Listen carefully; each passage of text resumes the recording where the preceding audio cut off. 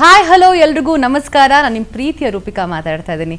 Raj news ಹಾಗೆ ರಾಜ್ ಮ್ಯೂಸಿಕ್ನ ಪ್ರೀತಿಯ ವೀಕ್ಷಕರಿಗೆ ಈ ವಾರದ ವಾಯ್ಸ್ ಆಫ್ ಸಾಧಕನ ಕುರ್ಚಿಯಲ್ಲಿ ಯಾರಿದ್ದಾರೆ ಅಂತ ಕುತೂಹಲದಿಂದ ನೀವಂತೂ ಕಾಯ್ತಾ ಇದ್ದೀರಾ.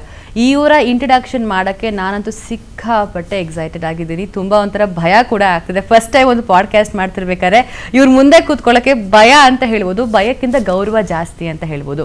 ಒಂದು ಚಿತ್ರರಂಗ ಬೆಳಿಬೇಕು ಅಥವಾ ಒಂದು ರಂಗ ಬೆಳಿಬೇಕು ಅಂತ ಹೇಳಿದ್ರೆ ಹಲವಾರು ಜನರ ಕೊಡುಗೆ ಇದ್ದೇ ಇರುತ್ತೆ. ಇವರ ಒಂದು ಪ್ರಮುಖ ಕೊಡುಗೆ ತುಂಬಾನೇ ಒಂಥರ ಪ್ರಬಲವಾಗಿದೆ ಅಂತ ಹೇಳಿದ್ರೆ ತಪ್ಪಾಗಲ್ಲ. ಇವರ ಒಂಥರ ಎಷ್ಟೊಂದು ಜನಕ್ಕೆ ಗುರುಗಳಾಗಿದ್ದಾರೆ, ಹಾಗೆ ಇವರು ತುಂಬಾ ಜನಕ್ಕೆ ಶಿಷ್ಯರಾಗಿದ್ದಾರೆ. ಅವರೆಲ್ಲ ಸೂಪರ್ ಸ್ಟಾರ್ಗಳಾಗೋಗಿದ್ದಾರೆ, ಹಾಗೇನೆ ರಿಯಲ್ ಸ್ಟಾರ್ ಆಗಿ ಕೂಡ ಇದ್ದಾರೆ.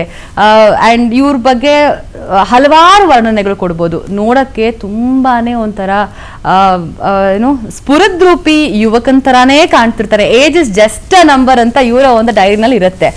ಇವರು ಏನೋ ಆ್ಯಕ್ಟಿಂಗಿಗೂ ಸೈ ಅಂತ ಹೇಳ್ತಾರೆ, ಡೈರೆಕ್ಷನ್ಗೂ ಸೈ ಅಂತ ಹೇಳ್ತಾರೆ, ಹಾಗೆ ಮೆಲೋಡಿಯಸ್ ಆಗಿರೋ ಸೂಪರ್ ಡೂಪರ್ ಆಗಿರುವಂತಹ ಹಿಟ್ ಸಾಂಗ್ಸ್ ಕೊಟ್ಟು ಚಿತ್ರರಂಗನ ಇನ್ನೊಂದು ಉನ್ನತ ಮಟ್ಟಕ್ಕೆ ತಗೊಂಡು ಹೋದಂತಹ beautiful and ever talented music director ಕೂಡ ಹೌದು. ಹೇಳ್ತಾ ಹೋಗ್ತಾನೆ ಇರ್ತೀನಿ, ಅವ್ರನ್ನ ನಾನು ಇನ್ನ ಕಾಯಿಸಲ್ಲ. ಇಷ್ಟೆಲ್ಲ ಮಾತಾಡಿದ್ದೀನಿ ಅಂತ ಹೇಳಿದ್ರೆ ಗ್ರಂಥಾನೇ ಬರೆಯುವಂಥ ಇಂಟ್ರಡಕ್ಷನ್ ಇದೆ ಅಂತ ಹೇಳಿದ್ರೆ he is none other than the ever talented V Manohar sir ನಮ್ಮ ಒಂದು ಸ್ಟುಡಿಯೋದಲ್ಲಿದ್ದಾರೆ. Sir, welcome to the studio. Thank you very much. ಹೇಗಿದ್ದೀರಾ ಸರ್? ಚೆನ್ನಾಗಿದ್ದೀನಿ. ಸ್ವಲ್ಪ ಬಿಲ್ಡಪ್ ಜಾಸ್ತಿ ಆಯಿತು ಸರ್. ನೀವು ಬಿಲ್ಡ್ ಮಾಡಿರುವಂತಹ ಕೆರಿಯರ್ಗೆ ಈ ಬಿಲ್ಡಪ್ ಬೇಕೇ ಬೇಕು ಸರ್. ಸೊ ನಿಮ್ಮ ಬಗ್ಗೆ ಮಾತಾಡಬೇಕು ಅಂತ ಹೇಳಿದ್ರೆ ಫಸ್ಟ್ ಕ್ವೆಶ್ಚನ್ ನಾನು ಕೇಳ್ತೀನಿ, ಈ ನಗು ಯಾವಾಗ ಬರುತ್ತೆ, ಎಲ್ಲಿಂದ ಬರ್ತಾ ಇರುತ್ತೆ? ಅಕ್ಷಯ ಕಲ್ಪ ಥರ ಅದು ಫಿಲ್ ಆಗಿರುತ್ತೆ ಸರ್?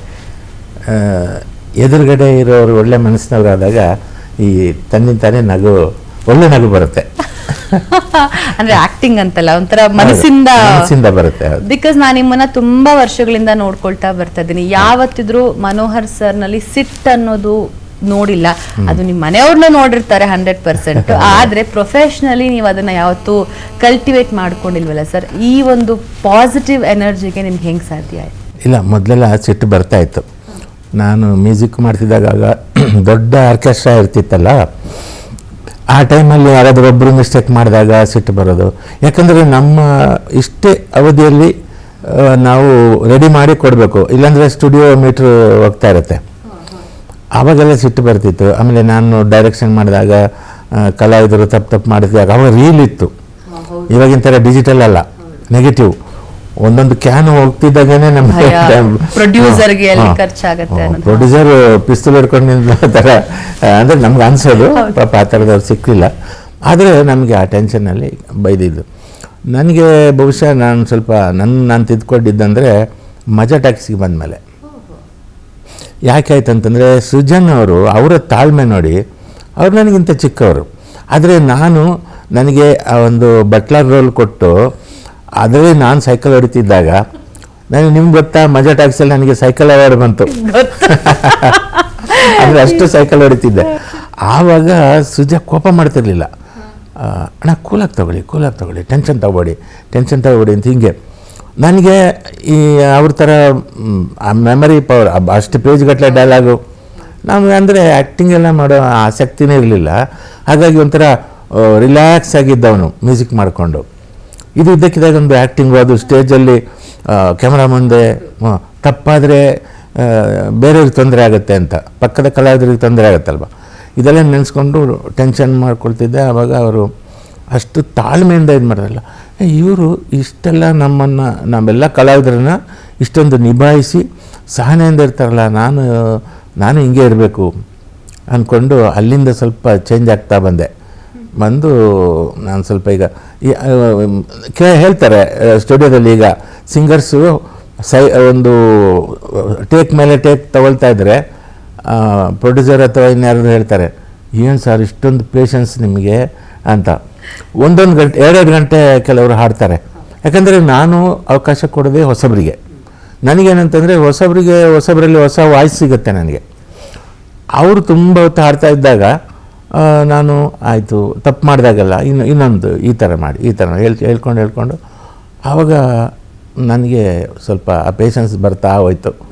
ಮತ್ತು ಇನ್ನೊಂದು, ನಾವು ಏನೇ ಮಾಡಿದ್ರು ನಾವು ಇನ್ನೊಬ್ಬರಿಗೆ ಒಂದು ಬರದೇ ಇರೋರಿಗೆ ತಿದ್ದಕ್ಕಾಗಲ್ಲ, ಕಲಿಯೋರಿಗೆ ಹೇಳ್ಕೊಟ್ರೆ ಅವ್ರು ತಿದ್ಕೊಳ್ತಾರೆ. ಸೊ ಇದೊಂದು ತಿಳ್ಕೊಂಡು ಸ್ವಲ್ಪ ತಾಳ್ಮೆ. ಹೌದು, ಮಜಾ ಟಾಕೀಸ್ ಬಗ್ಗೆ ಮಾತಾಡ್ತಾ ಇದ್ವಿ ಸರ್. ಮಜಾ ಟಾಕೀಸ್ಗೂ ನಾವು ಆ ಒಂದು ಶೋನ ರಂಗಭೂಮಿಗೆ ಹೋಲಿಸಿದ್ರೆ ತಪ್ಪಾಗಲ್ಲ ಅಂತ ಅನ್ಸುತ್ತೆ. ಯಾಕಂದ್ರೆ ನಾವು ಜೊತೆಗೆ ಕೆಲಸ ಮಾಡ್ತಾ ಇದ್ದಾಗ ಮಜಾ ಟಾಕೀಸ್ ಹೆಂಗೆ ಅಂತಂದ್ರೆ ಒಂದು ಟೋಟಲಿ ಸ್ಕ್ರಿಪ್ಟ್ ಕೊಡೋರು, ಒಂದ್ ಸಲಿ ಆಕ್ಷನ್ ಅಂತ ಹೇಳಿದ್ರೆ ಅದು ಒಂದೇ ಕಲಾವಿದ್ರು ಬರ್ತಾನೆ ಇರ್ತಾ ಇದ್ರು, ಅಲ್ಲಿ ಆಕ್ಟ್ ಮಾಡ್ತಾನೆ ಇರ್ತಾ ಇದ್ವಿ, ಇನ್ನು ಗೆಸ್ಟ್ ಇಂಟ್ರಾಕ್ಷನ್ಸ್ ಆಗ್ತಿತ್ತು. ಅಲ್ಲಿ ತಪ್ಪಾದ್ರೂ ಕೂಡ ಇಮಿಡಿಯೇಟ್ಲಿ ಸ್ಪಾಟ್ ಅದನ್ನ ಸರಿಪಡಿಸ್ಕೊಳ್ಬೇಕಾಗಿರುವಂತ ಒಂದು ಕೆಲಸನ ನಾವು ಮಾಡ್ಕೊಳ್ಬೇಕಾಗಿತ್ತು. ಒಂದು ರಂಗಭೂಮಿಲೂ ಅದೇ ತರ ಇರುತ್ತೆ, ರೀಟೇಕ್ಸ್ ಗಳಿರಲ್ಲ ಜಾಸ್ತಿ, ಸೊ ಒಂದು ಫ್ಲೋರ್ ಅಲ್ಲಿ ಹೋಗ್ತಾ ಇರತ್ತೆ. ಸೊ ಮಜಾ ಟಾಕೀಸ್ ಅಂತ ಒಂದು ದೊಡ್ಡ ಜವಾಬ್ದಾರಿನೇ ಹೌದು ಸರ್. ಅದು ಹಿಟ್ ಶೋ, ಎಂತೆಂತ ಅದ್ಭುತವಾಗಿರುವಂತಹ ಕಲಾವಿದರ ಜೊತೆ ಕೆಲಸ ಮಾಡುವಂತಹ ಒಂದು ಸೌಭಾಗ್ಯ ನಮ್ಗೆ. ಸೊ ಜನ ನಮ್ಮನ್ನ ಮೆಚ್ಕೊಂಡ್ಬಿಟ್ಟಿದ್ರು. ಮಜಾ ಟಾಕೀಸ್ ಅಲ್ಲಿ ನೀವು ಬಟ್ಲರ್ ಪಾತ್ರ ನಿಮ್ಗೆ ಆಫರ್ ಬಂದಾಗ ಫಸ್ಟ್ ಏನಂತ ಅನಿಸ್ತು ಸರ್?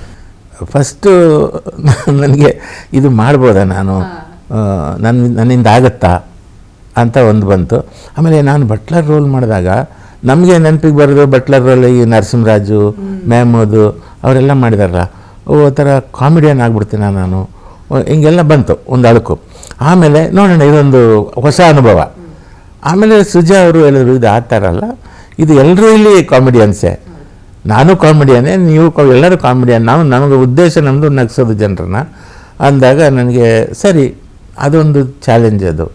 ಯಾಕಂದರೆ ನಾವು ರೌದ್ರಾವತಾರ, ಕೋಪ ಅದೆಲ್ಲ ಆ್ಯಕ್ಟಿಂಗ್ ಮಾಡ್ಬೋದು, ಆದರೆ ನಗಿಸೋದಿದೆಯಲ್ಲ ತುಂಬ ಕಷ್ಟ ಅದು.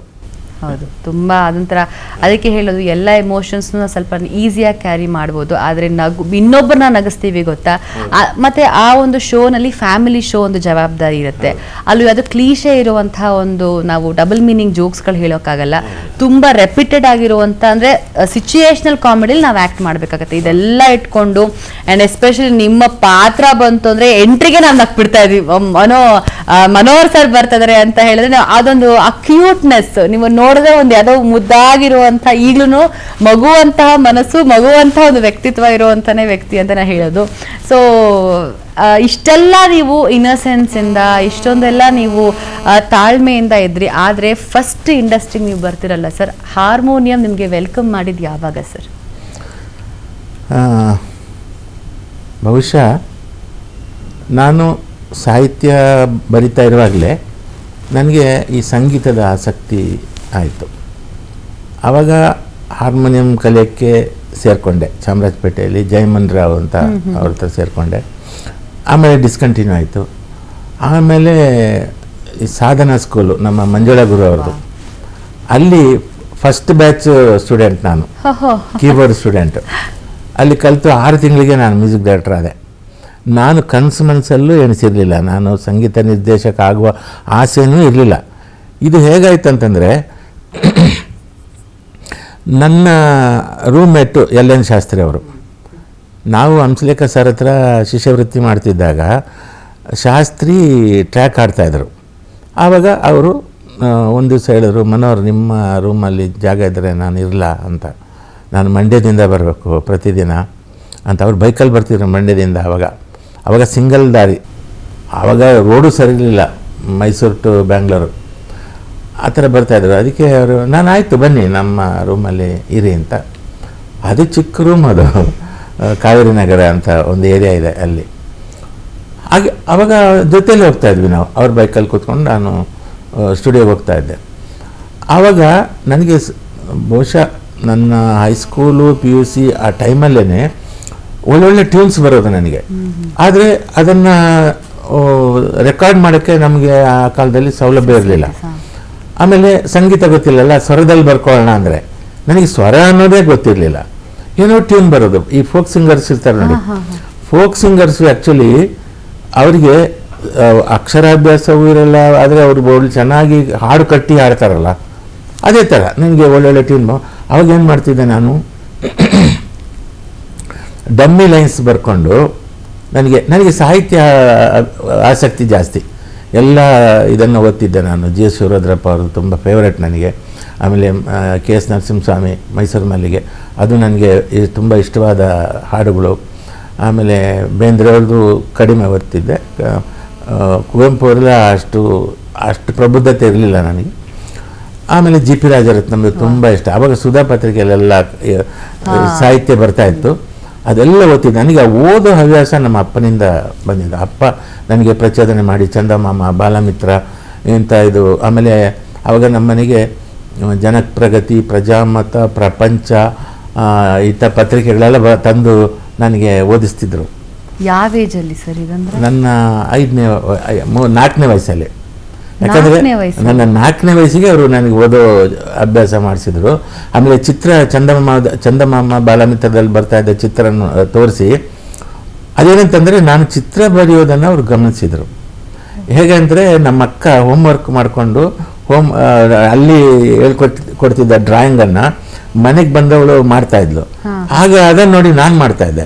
ಅದನ್ನು ನಮ್ಮ ಅಪ್ಪ ನೋಡಿ, ಇವನೇನು ಚಿತ್ರ ಬರೀತಾನೆ ಅಂದ್ಬಿಟ್ಟು ಚಿತ್ರದ ಪುಸ್ತಕಗಳ ತಂದುಕೊಟ್ಟು, ಇದು ನೋಡು, ಇದು ಬರಿ ಅಂತ ನನಗೆ ಅದು ನನಗೆ ತಯಾರಾಯಿತು.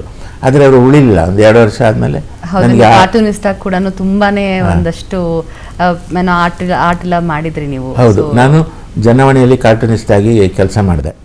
ಜನವಾಣಿ, ಸಂಜೆವಾಣಿ, ಅಭಿಮಾನಿ, ಮುಂಗಾರು ಈ ಪತ್ರಿಕೆಯಲ್ಲೆಲ್ಲ ಕಾರ್ಟೂನಿಸ್ಟ್ ಆಗಿ ಕೆಲಸ ಮಾಡಿದೆ. ಆ ಸಂದರ್ಭದಲ್ಲಿ ನನಗೆ ಇಲ್ಲಿ ಕಾಶಿನಾಥ್ ಸರ್ದು ಪರಿಚಯ ಆಯಿತು. ಅದಕ್ಕೆ ಕಾರಣ ನಾನು ನೆನೆಸ್ಕೋಬೇಕು, ನಮ್ಮ ಶಂಕರನಾಥ್ ಅರವಿಂದ್ ಅವರು, ನಮ್ಮ ಮಾನ್ಸವಳ್ಳ ಅವರ ತಂದೆ. ಅವರು ಅನುಭವ ಸಿನಿಮಾದಲ್ಲಿ ಎಲ್ಲ ಮಾಡಿದ್ದಾರೆ.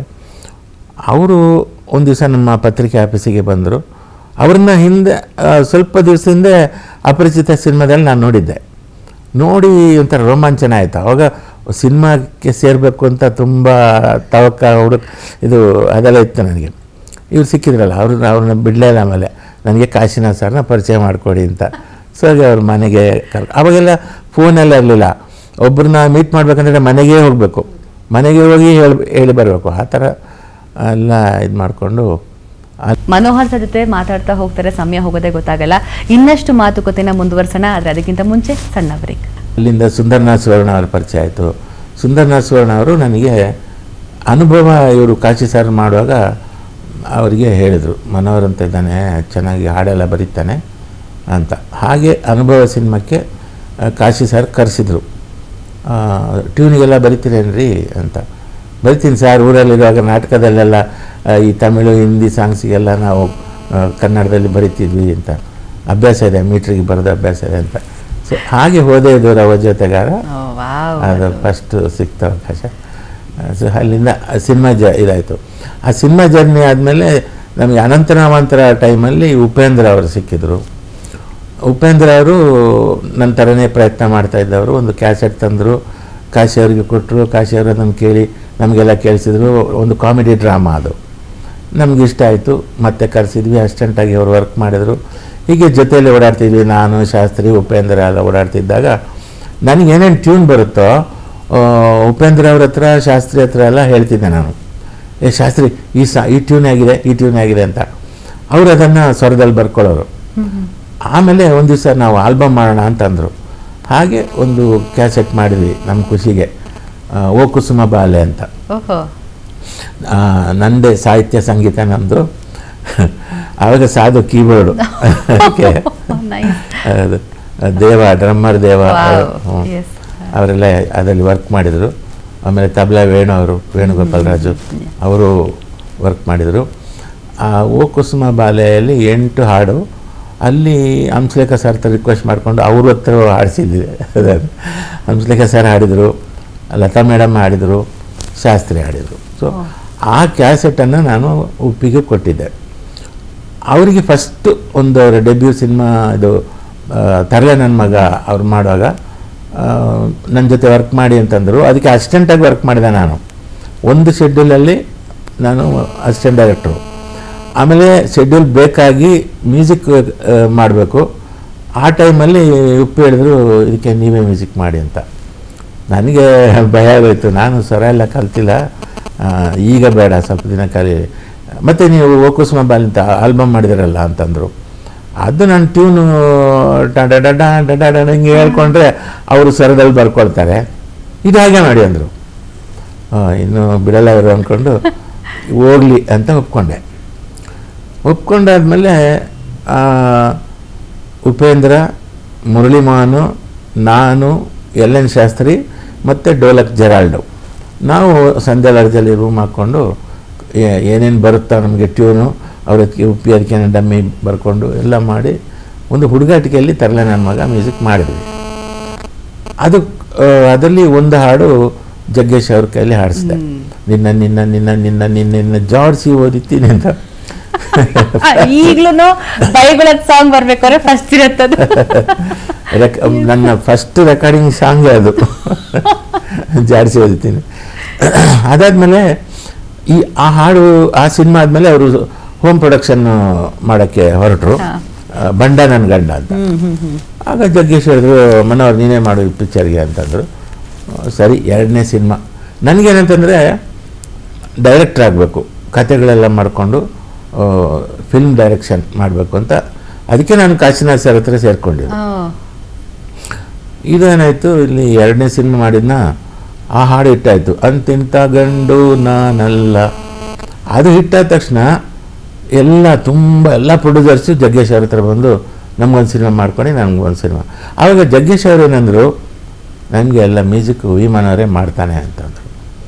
ಹೀಗೆ back to back 22 cinema continue ಮಾಡಿ ಜಗ್ಗೇಶ್ ಅವ್ರ ಜೊತೆ ನಾನು ಫಿಕ್ಸ್ ಆಗಿಬಿಟ್ಟೆ, ಮ್ಯೂಸಿಕ್ ಡೈರೆಕ್ಟ್ರೇ ಅಂತ ಫಿಕ್ಸ್ ಆಗಿಬಿಟ್ಟೆ. ನೋಡಿ, ಉಪೇಂದ್ರ ಅವರು ನನ್ನ ನಸೀಬನ್ನೇ ಚೇಂಜ್ ಮಾಡಿಬಿಟ್ರು. ನಾನು ಡೈರೆಕ್ಟರ್ ಆಗಬೇಕು ಅಂತ ಬಂದವನ್ನ ಅವರು ನನ್ನೊಳಗೆ ಒಬ್ಬ ಮ್ಯೂಸಿಕ್ ಡೈರೆಕ್ಟ್ರು ಇದ್ದಾನೆ ಅಂತ ಗುರುತಿಸಿ, ನೋಡಿ ಅವರ ಫೋರ್ಥಾಟ್ ಎಷ್ಟು ಚೆನ್ನಾಗಿದೆ ಮಾಡಿ ನನಗೆ ಆ ಕೆಲಸ ಕೊಟ್ಟು ಪರ್ಮನೆಂಟಾಗಿ ನಾನು ಮ್ಯೂಸಿಕ್ ಡೈರೆಕ್ಟರ್ ಆಗೋ ಥರ ಮಾಡಿ ನನ್ನ ಹಣೆ ಬರನೇ ಬದಲಾಯಿಸಿ. ಅಂದರೆ ಆಗಿನ ಚಿತ್ರರಂಗ ಬಗ್ಗೆ ಮಾತಾಡಬೇಕು ಅಂತ ಹೇಳಿದ್ರೆ ಸರ್, ಒಬ್ರಿಗೊಬ್ರು ಒಂದು ಸಪೋರ್ಟಿವ್, ಅಂದರೆ ಇವರೇನೋ ಬೆಳೆದು ಬಿಡ್ತಾರೆ ಅಂತ ಹೊಟ್ಟೆ ಕಿಚ್ಚಿರಲ್ಲ, ಅಥವಾ ಇವ್ರಿಗೇನೋ ಅವಕಾಶ ಕೊಟ್ಬಿಟ್ರೆ ನನಗೇನೋ ಅವಕಾಶ ಕಿತ್ಕೊಳ್ಳೋ ಆ ಥರ ಒಂದು ಇಲ್ಲೇ ಇರಲಿಲ್ಲ ಅನ್ಸುತ್ತಲ್ಲ ಸರ್. ಒಂದು ಎಲ್ಲರೂ ಫ್ರೆಂಡ್ಲಿ ಆಗಿ ಒಬ್ರೊಬ್ರು ಟ್ಯಾಲೆಂಟ್ನ ಅಪ್ರಿಷಿಯೇಟ್ ಮಾಡ್ಕೊಂಡಿದ್ದಕ್ಕೆ ಇವತ್ತು ವಿ ಮನೋಹರ್ ಆಗಿ ನಮ್ಮ ಮುಂದೆ ಕೂತ್ಕೊಂಡಿದ್ದೀರಾ ಅಂದರೆ ತಪ್ಪಾಗಲ್ಲ. ಸೊ ಉಪ್ಪಿ ಸರು ಅವಾಗಲೂ ತುಂಬಾನೇ ಸ್ಟ್ರಗಲಿಂಗ್ ಟೈಮು. ಅವರು ಇನಿಷಿಯಲ್ ಡೇಸ್ ಅಲ್ಲಿ ಕೂಡ ಅದೇ ಚಾಮರಾಜಪೇಟೆಯಲ್ಲಿ ಮನೆಯಲ್ಲಿದ್ದಾಗ ಚಿಕ್ಕ ಮನೆಯಲ್ಲಿ ತಂದೆ ತಾಯಿ ಕೂಡ ಕಷ್ಟಪಟ್ಕೊಂಡು ಅವಾಗ ಅವರ ಕ್ರೇಜಿನೆಸ್ ಹೆಂಗಿತ್ತು ಸರ್? ಇವಾಗ ಹೆಂಗ್ ಥಾಟ್ ಇದೆಯೋ ಅದೇ ತರ ಕಾನ್ಫಿಡೆನ್ಸ್ ಅದೆಲ್ಲ ಡೈರೆಕ್ಷನ್ ಅಲ್ಲಿ ಅವ್ರಿಗೆ ಇತ್ತ ಸರ್? ಹೌದು, ಒಂದು ಆಗಾಗ ಹೊಸ ಐಡಿಯಾಸ್ ಹೇಳ್ತಾ ಇರೋರು. ಮನೋಹರ್ ಈ ಥರ ಒಂದು ಸ್ಕ್ರಿಪ್ಟ್ ಇದೆ ನೋಡಿ, ಇದು ಆಗಿದೆ ಅಂತ. ಆ ಥರ ಅವ್ರಿಗೆ ಏನೇನು ತೋಚುತ್ತೋ ಎಲ್ಲ ಹೇಳೋರು. ಅರ್ಥ ಆಗ್ತಾ ಇತ್ತು ಅವ್ರ ಕತೆಗಳು, ಅರ್ಥ ಆಗ್ತಾಯಿತ್ತು. ಅದು ಆವಾಗ ಈಗ ನೀವು ತರಲೆ ನನ್ನ ಮಗ ನೋಡಿದ್ರೆ ಅದು ರೆಗ್ಯುಲರ್ ಪ್ಯಾಟರ್ನು, ಬಟ್ ಕಾಮಿಡಿ. ಆ ಕಾಮಿಡಿಯಲ್ಲೂ ಬೇರೆ ಯಾರೂ ಮಾಡದಂಥ ವಿಶೇಷವಾದ ವಿಚಾರಗಳು ಇರ್ತಿತ್ತು. ಅವರು ಅನ್ಯೂಶುವಲ್ ಅಬ್ಸರ್ಡ್ ಸಿನಿಮಾ ಮಾಡಿದಂದರೆ ಅದು ಅವರು ಹೀರೋ ಆದಾಗ. ಈಗ ಇಷ್ಟು ಫಿಲ್ಮ್ ನೀವು ನೋಡಿದ್ರೆ ಅದು ಒಂದು ಸಸ್ಪೆನ್ಸ್ ಸಿನಿಮಾ, ಆದರೆ ಅದರಲ್ಲಿ ಸ್ಪೆಷಲ್ ವಿಚಾರ ಇತ್ತು. ಅದರಲ್ಲಿ ಓಂ ಅದು ಕೂಡ ಅಷ್ಟೇ ಒಂದು ಸ್ಟೇಟ್ ಸಿನಿಮಾ ಆದ್ರೂ ಅದರಲ್ಲಿ ಏನು ಮಾಡಬೇಕು ವಿಶೇಷ, ಒಬ್ಬ ರೌಡಿ ಹೇಗೆ ಒಂದು ಓಂಕಾರದ ಕಡೆ ಒಂದು ಬದಲಾಗ್ತಾನೆ ಅನ್ನೋದೊಂದು ಮೆಸೇಜು. ಅದಾದಮೇಲೆ ಸ್ವಸ್ತಿಕಲ್ಲಿ ಸ್ವಲ್ಪ ಗಿಮಿಕ್ಸ್ ಇದಾಯಿತು. ಆಮೇಲೆ ಪಿಕ್ಚರಲ್ಲಿ ಅವರು ಒಂದು ಅಸಂಗತವಾದ ವಿಚಾರಗಳನ್ನು ಇಟ್ಕೊಂಡು ಅವರು ಕತೆ ಮಾಡಿಕೊಂಡ್ರು. ಅವರೇ ಹೀರೋ ಆದರು. ಅವರು ಹೀರೋ ಆಗೋದಕ್ಕೆ ಅವರು ತುಂಬ ಕಷ್ಟಪಟ್ಟು ಜಿಮ್ಗೆಲ್ಲ ಹೋಗಿ ಅದೆಲ್ಲ ಮಾಡಿ ಒಂದು ತಯಾರಿ ತಗೋಬೇಕು ಅನ್ನೋದು. ಅದನ್ನು ನಾನು ನೋಡಿದ್ದು ಅಪ್ಪು ಪುನೀತ್ ಅವರು ಬ್ಯಾಡ್ಮಿಂಟನ್ ಕ್ಲಬ್ಬಿಗೆ ರೆಗ್ಯುಲರ್ ಹೋಗಿ ಜಿಮ್ಮಿಗೆ ಹೋಗಿ ನಾನು ಸಿಗ್ತಾ ಇರ್ತಿದ್ದೆ ಅಲ್ಲಿ ನಾವು. ಆಮೇಲೆ ಅವರು ಆ ಸ್ಟ್ರಗಲ್, ಅವರಲ್ಲಿದ್ದ ಸ್ಟ್ರಗಲ್ ಉಪ್ಪಿ ಹತ್ರ ಅವ್ರ ಹತ್ರನೂ ಇತ್ತು ಆ ಒಂದು. ಆಮೇಲೆ ಏನಾದರೂ ಪಂಚ್ ಡೈಲಾಗ್ಸು ಬಂದರೆ ಅವರು ಹೇಳೋರು, ಮನೋರು ಇದು ಹೇಗಿದೆ ಡೈಲಾಗ್ ಅಂತ. ಆಮೇಲೆ ಅದನ್ನು ಬರೆದಿಟ್ಕೊಳ್ಳೋರು. ಆಮೇಲೆ ಕತೆ ಮಾಡುವಾಗ ಆ ಕತೆನ ಹೇಳಿಕೊಂಡು ಅದರಲ್ಲಿ ಇಂಪ್ರೆಸ್ ಮಾಡಿಕೊಂಡು ಅವರು ಹೆಂಗಂದರೆ ಆವಾಗ ಅವರು ಈ ಸೋಫಾ ಚೇರು ಅವೆಲ್ಲ ಇರಲಿಲ್ಲ, ರೂಮಲ್ಲಿ ಇದ್ದಿದ್ದು. ನೆಲದಲ್ಲಿ ಕೂತ್ಕೊಂಡು ಬಗ್ಗಿ ಬರೆಯೋರು, 1-2 ಗಂಟೆವರೆಗೂ ಬರೆಯೋರು. ಬರೆದು ಯೋಚನೆ ಮಾಡೋರು, ಮತ್ತು ಏನೋ ಬಂದು ಬರೆಯೋರು. ನಾವು ಮಾರನೇ ದಿನ ಬಂದರೆ ಹೇಳೋರು, ನೆರೇಷನ್ ಹೇಳೋರು, ಚೆನ್ನಾಗಿದೆ ಒಪ್ಪಿ ಕತೆ ಚೆನ್ನಾಗಿದೆ ಅಂತ. ಮತ್ತೆ ನೋಡಿದ್ರೆ ಮತ್ತೆ ಕೂತ್ಕೊಳ್ಳೋರು ಬರೆಯೋಕ್ಕೆ. ನಾನು ಯಾಕೆ ಒಪ್ಪಿ ಇಷ್ಟು ಚೆನ್ನಾಗಿದೆ ಅಲ್ಲ ಅಂದರೆ, ಇಲ್ಲ ಇದು ಏನೋ ಇನ್ನೇನಾದರೂ ಮಾಡಬೇಕು, ಇನ್ನೂ ಚೆನ್ನಾಗಿ ಬರಬೇಕು ಅಂತ. ಈ ಒಂದು ಇದೆಯಲ್ಲ, ಈ ಥರ ಹಾರ್ಡ್ ವರ್ಕ್ ಅನೇಕ ಡೈರೆಕ್ಟ್ರುಗಳಲ್ಲಿ ಇಲ್ಲ. ಅವರು ಒಂದು ಕತೆ ಮಾಡಿದ್ರೆ ಅಲ್ಲಿ ಅವರಿಗೆ ಅಲ್ಲೇ ಖುಷಿ ಆಗುತ್ತೆ ಅವರಿಗೆ, ಇದು ಚೆನ್ನಾಗಿದೆ ಅಂತ ಅವರು ಅಲ್ಲಿಗೆ. ಅಂದರೆ ಯಾವುದೇ ಸಿನಿಮಾಗಾದ್ರೂ ನಾವು ಪ್ರೀ ಪ್ರೊಡಕ್ಷನ್ ವರ್ಕ್ ತುಂಬಾ ಮುಖ್ಯ ಆಗುತ್ತೆ ಅಂತ ನೀವು ಹೇಳ್ತೀರಾ ಅಲ್ವಾ ಸರ್? ಯಾಕಂದರೆ ಆ ಪ್ರೀ ಪ್ರೊಡಕ್ಷನ್ ವರ್ಕ್ ತುಂಬ ಜನ ಇವಾಗ ಮಾಡೋದೇ ಇಲ್ಲ. ಮುಂಚೆ ನಾವು ಎಷ್ಟು ನಾವು ಹೋಮ್ ವರ್ಕ್ ಮಾಡ್ಕೊಳ್ತೀವಿ, ಸ್ಕ್ರಿಪ್ಟ್ ಮೇಲೆ ನಾವು ವರ್ಕೌಟ್ ಮಾಡ್ತಿರ್ತೀವಿ, ಅಲ್ಲಿ ನಾವು ಎಷ್ಟಾದರೂ ಟೈಮ್ ತೊಗೋಬೋದು. ಅಲ್ಲಿ ನಾವು ಒಂದು ವರ್ಷ ಕಿಲ್ ಮಾಡಿದ್ರು ನಮ್ಗೆ ಅದು ಕಿಲ್ ಮಾಡ್ದಾಗ ಅನ್ಸಲ್ಲ. ಆದರೆ ನಾವು ಪೋಸ್ಟ್ ಪ್ರೊಡಕ್ಷನಲ್ಲಿ ನಾವು ಎಷ್ಟು ಕಿಲ್ ಮಾಡ್ತೀವೋ ಅದು ನಾವು ಟೈಮ್ ವೇಸ್ಟ್ ಅಂತಾನೆ ಅನ್ಸ್ಬೋದು. ಸೊ ಈಗಿನ ಜನ್ರೇಷನ್ ಬಗ್ಗೆ ನಾವು ಹಾಗೆ ಮಾತಾಡ್ತಾ ಇದ್ವಿ. ಸೊ ಈಗ ಮ್ಯೂಸಿಕಲ್ ಕೂಡ ಹಾಗೇನೆ ಆಗೋಗಿದೆ ಸರ್. ಮುಂಚೆ ನೀವು ಲೈವ್ ಮ್ಯೂಸಿಕಲ್ಲಿ ಆಗ ಹಾರ್ಮೋನಿಯಮ್ಮು ಮತ್ತು ಡೋಲಕ್ ಅಂತ ಹೇಳ್ತಿದ್ರಿ, ಡ್ರಮ್ಸು, ಫ್ಲೂಟು, ಇದೆಲ್ಲ ಲೈವಲ್ಲಿ ನೀವು ಟ್ಯೂನಿಂಗ್ ಮಾಡಿಸ್ತಾ ಇದ್ರಿ, ಕಂಪೋಸಿಂಗ್ ಮಾಡಿಸ್ತಾ ಇದ್ರಿ. ಆ್ಯಂಡ್ ಸ್ಟುಡಿಯೋ ಸಿಗೋದೇ ಅವರ್ಲಿ ಬೇಸಿಸ್. ಎಲ್ಲ ಮ್ಯೂಸಿಕ್ ಡೈರೆಕ್ಟರ್ಸ್ಗೂ ಅದೊಂದು ಸ್ಟುಡಿಯೋ ಸಿಗಲ್ಲ, ಅದೊಂದು ಟೆನ್ಷನ್, ಅಷ್ಟು ಬ್ಯುಸಿ ಇದ್ದಂಥ ಇಂಡಸ್ಟ್ರಿ. ಆ್ಯಂಡ್ ಗಾಯಕರು ಸಿಗಲ್ಲ ಅನ್ನೋ ಬ್ಯುಸಿ. ಈಗ ಹೆಂಗಾಗೋಗಿದೆ ಅಂದರೆ ಟೆಕ್ನಾಲಜಿ ಬಂದು AI ಎಲ್ಲಾನು ನುಂಗು ಬಿಡ್ತಾ ಇದೆಯಾ? ಟೆಕ್ನಾಲಜಿ ಒಳ್ಳೇದಾ ಅಥವಾ ಕೆಟ್ಟದ್ದಾ? ಇದು ಹಂತ ಹಂತವಾಗಿ ಮ್ಯೂಸಿಷಿಯನ್ಸ್ನ, ಸಿನಿಮಾ ಮ್ಯೂಸಿಷಿಯನ್ಸ್ನ ಒಂದು ತುಳಿದ ಒಂದು ವಿಚಾರ. ಹೇಗಂತಂದರೆ ಎಲ್ಲ ಆರ್ಕೆಸ್ಟ್ರಾ ಇರುವಾಗ VST ಅಂತ ಒಂದು ಪ್ಲಗ್ ಸಿಗ್ತಿತ್ತು. VST ಅಂದರೆ ವರ್ಚುವಲ್ ಸೌಂಡ್ ಟ್ರ್ಯಾಕ್ಸ್ ಅಂತ. ಈಗ ತಬ್ಲಾ ಬೇಕಾ, ಅದರಲ್ಲಿ ಆ ಆ್ಯಪ್ ಇದರಲ್ಲಿ ತಬ್ಲಾದೆಲ್ಲ ವೆರೈಟಿ ನಾದಗಳು, ನುಡಿಗಳು ಸಿಗೋದು. ಈಗ ತಕ್ಕದಿಮ್ಮಿ ಆ ತಾಳ ಸಿಗುತ್ತೆ, ತಕ್ಕಿಟ್ಟ ಆ ತಾಳ ಸಿಗುತ್ತೆ, ದಿಮ್ಮಿ ತಕ್ಕ ದಿಮ್ಮಿ ತಕ್ಕ ದಿಮ್ಮಿ. ನಿಮ್ಗೆ ಯಾವ ತಾಳ ಬೇಕು ಅದರದ್ದು ಲೂಪ್ ಸಿಗೋದು. ಆ ಲೂಪನ್ನು ಬಳಸ್ಕೊಂಡ್ರೆ ತಬ್ಲಾದ ಒಂದು ಕೆಲಸ ಹೋಯ್ತು. ವೈಲಿನ್ದು ಇದು ಸಿಗುತ್ತೆ, ವೈಲಿನ್ನ ಅದನ್ನು ಕೀಬೋರ್ಡ್ಗೆ ಅಪ್ಲೈ ಮಾಡಿ ಇವ್ನು ನುಡಿಸಿದರೆ ಕೀಬೋರ್ಡ್ನವನು ಡಿಟ್ಟೋ ವೈಲಿನ್ ಟೋನೇ ಸಿಗುತ್ತೆ, ವೈಲಿನಿಸ್ಟ್ಗಳ ಕೆಲಸ ಹೋಯ್ತು. ಫ್ಲೂಟು ಕೀಬೋರ್ಡಲ್ಲಿ ಇದೆ, ಆದರೆ ಅದು ಮಾತ್ರ ಲೈವ್ ಫ್ಲೂಟ್ ಥರ ಕೇಳಿಸಲ್ಲ, ಗೊತ್ತಾಗುತ್ತೆ ಇದು ಸ್ವಲ್ಪ ಟೆಕ್ನೋ ಅಂತ ಗೊತ್ತಾಗುತ್ತೆ. ಉಳಿದಿದ್ದೆಲ್ಲವೂ ಆಲ್ಮೋಸ್ಟ್ ವೀಣೆ, ಸಿತಾರ ಎಲ್ಲ VSTಯಲ್ಲಿ ಬಂದು ನಿಜವಾದ ವಾದ್ಯಗಾರರ ಕೆಲಸ ಹೋಗ್ತಾ ಬಂತು. ಈಗ ಕೀಬೋರ್ಡಿಸ್ಟ್ ಕೆಲಸವೂ ಹೋಯ್ತು. ಇವಾಗ ಯಾರ್ಯಾರು AI ಆ್ಯಪ್ ಹಾಕ್ಕೊಂಡು ಅದರಲ್ಲಿ ಮ್ಯೂಸಿಕ್ ಮಾಡ್ತಾರೆ, ಸಿಂಗರ್ಸು ಆಗ್ಬಿಟ್ಟಿರ್ತಾರೆ. ಅಂದರೆ ಹಾಡು ಹೇಳೋಕ್ಕೆ ಸ್ವರಬದ್ಧವಾಗಿ, ಬಿಕಾಸ್ ನಾವು ಶಾಸ್ತ್ರೀಯಬದ್ಧವಾಗಿ ಯಾವಾಗ ಕಲಿತೀವಿ ಅಥವಾ ಪ್ರಿಪ್ರೇಷನ್ಸ್ ಮಾಡ್ಕೊಳ್ತೀವಿ, ಇವಾಗ ನಮ್ಗೆ ಅದೆಲ್ಲ ಏನೂ ಬೇಡ, ಸುಮ್ಮನೆ ನಾವು ಒಂದೆರಡು ಮಾತಾಡಿದ್ರೆ ಸಾಕು, ನಮ್ಮ ವಾಯ್ಸಲ್ಲೇ ಕೂಡ ಸಿಂಗರ್ನೇ ಮಾಡಿಬಿಡ್ತಿರ್ತಾರೆ ಅನ್ಸುತ್ತೆ. ಸೊ ಇದು ಆ್ಯಕ್ಚುಲಿ ಟೆಕ್ನಾಲಜಿ ನಮ್ಮನ್ನು ಕೆಳಮಟ್ಟಕ್ಕೆ ತರ್ತಾ ಇದೆ ಅಂತ ಅನ್ಸುತ್ತಲ್ವಾ? ಆದರೆ ಅದನ್ನು ಸರಿಯಾಗಿ ಬಳಸ್ಕೋಬೇಕಾದ್ರೆ ಅದರ ಆರ್ಕೆಸ್ಟ್ರಾ ತಗೊಂಡು ಹಾಡುವಾಗ ನಿಜವಾದ ಗಾಯಕರ ಕೈಯಲ್ಲಿ ಹಾಡಿಸ್ಬೇಕು. ಇಲ್ಲಾಂದರೆ ಅದು ತಪ್ಪು ಉಚ್ಚಾರ ಇದೆ ಅದರಲ್ಲಿ. AI ಅದು ಇಂಗ್ಲೀಷ್ ಮಾಧ್ಯಮದಿಂದ ಇರುವಂಥದ್ದು. ಅದು ಅವಳು ಅನ್ನೋದು ಅವಳು ಅಂತ ಬರುತ್ತೆ. ನೀವು ಬ್ಯೂಟಿಫುಲ್ ಆಗಿರುವಂಥ ಜನ್ಮದ ಜೋಡಿ ಅಂತ ಸಿನಿಮಾ ಕೊಡ್ತೀರಾ, ಆ್ಯಂಡ್ ಅದರಲ್ಲಿ ಈಗಲೂ ಕೂಡ ಮಣಿ ಸಾಂಗ್ ಸೂಪರ್ ಡೂಪರ್ ಹಿಟ್ಟು. ಈ ಥರ ಸಾಂಗ್ಗೆ ಆ್ಯಸ್ ಅ ಲಿರಿಸಿಸ್ಟ್ ಆಗಲಿ ಅಥವಾ ಆ್ಯಸ್ ಅ ಮ್ಯೂಸಿಕ್ ಡೈರೆಕ್ಟರ್ ಆಗಲಿ ತುಂಬ ಜನಕ್ಕಿದೆ, ಇಲ್ಲ ಎಲ್ಲೋ ಒಂದು ಕಡೆ ಹೋಗಿ ನಾವು ಪೀಸ್ಫುಲ್ಲಾಗಿ ಕೂತ್ಕೊಂಡ್ರೆ ಅಂಥ ಸಾಂಗ್ಸ್ ಬರುತ್ತೆ, ಅಥವಾ ನಾವೇನಾದ್ರು ಕಾಮ್ ಆಗಿದ್ರೆ ಆ ಥರ ಸಾಂಗ್. ಈ ಥರ ಹಿಟ್ ಸಾಂಗ್ಸ್ಗಳು ಬರೋಕ್ಕೆ ಏನಾದರೂ ನಿಮಗೆ ಸಿಚುಯೇಷನ್ಸ್ ಇರುತ್ತೆ ಸರ್? ಇಲ್ಲ, ಆ ಥರ ಯಾವುದೂ ಇಲ್ಲ. ಬಸ್ಸಲ್ಲಿ ಓಡಾಡ್ತಿದ್ದಾಗ ಆ ರಶಲ್ಲಿ ಕೂಡ ಏನೋ ಟ್ಯೂನ್ ಬರೋದು. ಆದರೆ ಒಂದು ನಾನು ಆವಾಗ ಗಮನಿಸಿದ್ದು, ನಾನು ಈ ಬಸ್ಸಲ್ಲಿದ್ದೀನಿ, ನಾನು ಇಷ್ಟು ಜನಕ್ಕೆ ನಾನು ಯಾರಿಗೂ ಗೊತ್ತಿಲ್ಲ, ಮತ್ತು ಯಾರೂ ಬಸ್ಸೊಳಗೆ ಗಮನ ಕೊಡಲ್ಲ. ಅಂದರೆ ನಾವು ಬಸ್ಸಲ್ಲಿ ಅಷ್ಟು ಜನರ ಜೊತೆ ಇದ್ದು ನಾವು ಏಕಾಂಗಿ ಅಲ್ಲಿ. ಆ ಏಕಾಂತ ಅನ್ನೋದು ಬಸ್ಸೊಳಗೂ ಸಿಗುತ್ತೆ ನಮಗೆ, ಅಥವಾ ಮನೆಯಲ್ಲಿ ರೂಮಲ್ಲೂ ಸಿಗುತ್ತೆ. ನಮ್ಮ ಯೋಚನೆಗಳು, ಆ ಯೋಚನೆಯಲ್ಲೇ ನಾವಿದ್ದರೆ ಎಲ್ಲಿದ್ದರೂ ಟ್ಯೂನ್ ಬರುತ್ತೆ ನಮಗೆ. 5 ಸ್ಟಾರ್ ಹೋಟ್ಲಲ್ಲಿ ರೂಮ್ ಹಾಕಿದ್ರೆ ಟ್ಯೂನ್ ಬರೋದು, ಡಾರ್ಜಿಲಿಂಗ್ ಹೋಗಿ, ಅಂಡಮಾನ್ಗೆ ಹೋಗಿ, ಸಿಂಗಾಪುರ್ಗೆ ಹೋಗಿ ಅಲ್ಲಿ ಕೂತ್ಕೊಂಡು ಟ್ಯೂನ್ ಮಾಡೋದೆಲ್ಲ ಬಾಲಿವುಡ್ನವರ ಶೋಕಿಗಳು. ನಮಗೆ ಕನ್ನಡದವರಿಗೆ ಆ ಥರ ಏನಿಲ್ಲ.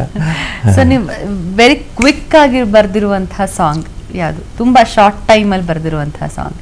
ಗುರುಕಿರಣ್ ಅವರು ರಿಷಿ ಪಿಕ್ಚರ್ಗೆ ಮ್ಯೂಸಿಕ್ಕಿಗೆ, ಗುರುಕಿರಣ್ ಅವರು ಏನೇ ಯಾವುದೇ ಸಿನಿಮಾದಲ್ಲೂ ನನಗೊಂದು ಹಾಡು ಅವಕಾಶ ಕೊಡೋರು. ಅದರಲ್ಲಿ ಇದು ಹಾಡಿದೆ, ಈ ಥರ ಸಿಚುವೇಶನ್ ಅಂತೆಲ್ಲ ಹೇಳಿದ್ರು. ನನಗೆ ಅವಾಗ ಸ್ವಲ್ಪ ರತ್ನನ್ ಪದಗಳ ಸ್ಟೈಲಲ್ಲಿ ಬರೆಯೋಣ ಅಂತ ನನಗೆ ಅನ್ನಿಸ್ತು. ಟ್ಯೂನ್ ಕೊಟ್ಟರು.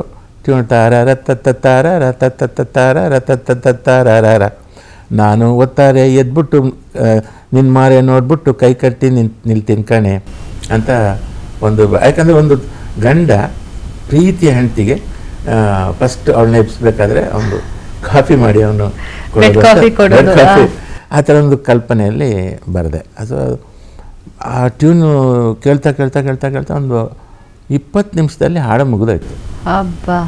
ಕೇಳಿಸ್ಬಿಟ್ಟೆ. ಡೈರೆಕ್ಟ್ರು ಮಿಲನ ಪ್ರಕಾಶ್ ಡೈರೆಕ್ಟ್ರು, ಅವರಿಗೆ ಇಷ್ಟ ಆಯಿತು, ಗುರುಕಿರಣ್ ಅವ್ರಿಗೆ ಇಷ್ಟ ಆಯಿತು, ಓಕೆ ಆಯಿತು, ಎಲ್ಲ ಆಯಿತು. ಆ ಖುಷಿಗೆ ಅವರು ಏನು ಮಾಡಿದ್ರು, ಒಂದು ಡ್ಯೂಯೆಟ್ ಕೊಟ್ಬಿಟ್ರು ನನಗೆ. ಎರಡನೇ ದಿನ ಕರೆಸಿದ್ರು, ಚೆನ್ನಾಗಿ ಬರ್ದಿಯಾನೆ, ಬೇಗ ಬರ್ದಿಯಾನೆ ಅಂತ. ಎರಡನೇ ದಿನ ಅದು 1 ವಾರ ತಗೊಂಡೆ. ಹಾಗೆ ಒಂದೊಂದು ಸಲ ಪಟ್ಟಂತ ಬರುತ್ತೆ. ಬಟ್ ಇದು ನಿಜಕ್ಕೂ ಬೇಗ ಬರೆದಂಥ ಹಾಡಿದು. ತುಂಬಿದ ಕೊಡ ತುಳುಕಲ್ಲ ಅಂತ ಹೇಳ್ತಾರೆ. ನಿಜವಾಗ್ಲೂ ಆ ಮಾತು ಮನೋಹರ್ ಸರ್ಗೆ ಸೀಮಿತ ಅಂತ ಹೇಳ್ಬೋದು. ಸೊ ಇನ್ನಷ್ಟು ಮಾತುಕತೆನ ಮುಂದುವರ್ಸೋಣ, ಆದರೆ ಅದಕ್ಕಿಂತ ಮುಂಚೆ ಒಂದು ಸಣ್ಣ ವಿರಾಮ. ಆ್ಯಂಡ್ ರಾಜು ಆನಂದ್ ಸ್ವಾಮಿ ಸರ್ ಬಗ್ಗೆ ಮಾತಾಡೋಕ್ಕೆ ನಿಜವಾಗ್ಲೂ ತುಂಬ ಚಿಕ್ಕವರಾಗ್ಬಿಡ್ತೀವಿ. ಅವರಿದ್ದಂತಹ ಒಂದು ಕಂಠ ಆಗಿರ್ಬೋದು, ಅವರಿದ್ದಂಥ ಡೆಡಿಕೇಶನ್ ಆಗಿರ್ಬೋದು, ಸರ್ ಅವ್ರ ಜೊತೆ ಒಡನಾಟ ಅಥವಾ ಕೆಲಸ ಮಾಡಿದಂಥ ಒಂದು ಸಂದರ್ಭ ಇವಾಗ ನೆನಪು ಮಾಡ್ಕೊಳ್ತೀರಾ ಅಂದರೆ, ಇವನ್ ಎಲ್ ಎನ್ ಶಾಸ್ತ್ರಿ ಸರ್ ಕೂಡ ಅದೇ ಒಂದು ಸಾಲಕ್ಕೆ ಸೇರ್ತಾರೆ. ಇವರೆಲ್ಲ ನಮ್ಮ ದೇಸಿ ಪ್ರತಿಭೆಗಳು, ನಮ್ಮ ಕರ್ನಾಟಕದ ನಮ್ಮವರೇ ಆದಂತಹ ಅದ್ಭುತವಾದಂಥ ಪ್ರತಿಭೆಗಳು. ಇವ್ರ ಬಗ್ಗೆ ನೀವು ನೆನಪು ಮಾಡ್ಕೊಳ್ಬೇಕಂದ್ರೆ ಸರ್? ಖಂಡಿತ. ರಾಜು ನನ್ನ ಸ್ನೇಹಿತನೇ. ಅವರು ಅವರ ಹತ್ರ ಇದರಲ್ಲಿ ನಾನು ರಂಗೋಲಿ ಸಿನಿಮಾದಲ್ಲಿ ಹಾಡಿಸಿದ್ದೆ. ಆಮೇಲೆ ಅರವಿಂದ್ ಸ್ಟುಡಿಯೋದಲ್ಲಿ ಆಗಾಗ ಸಿಗೋರು ನನಗೆ.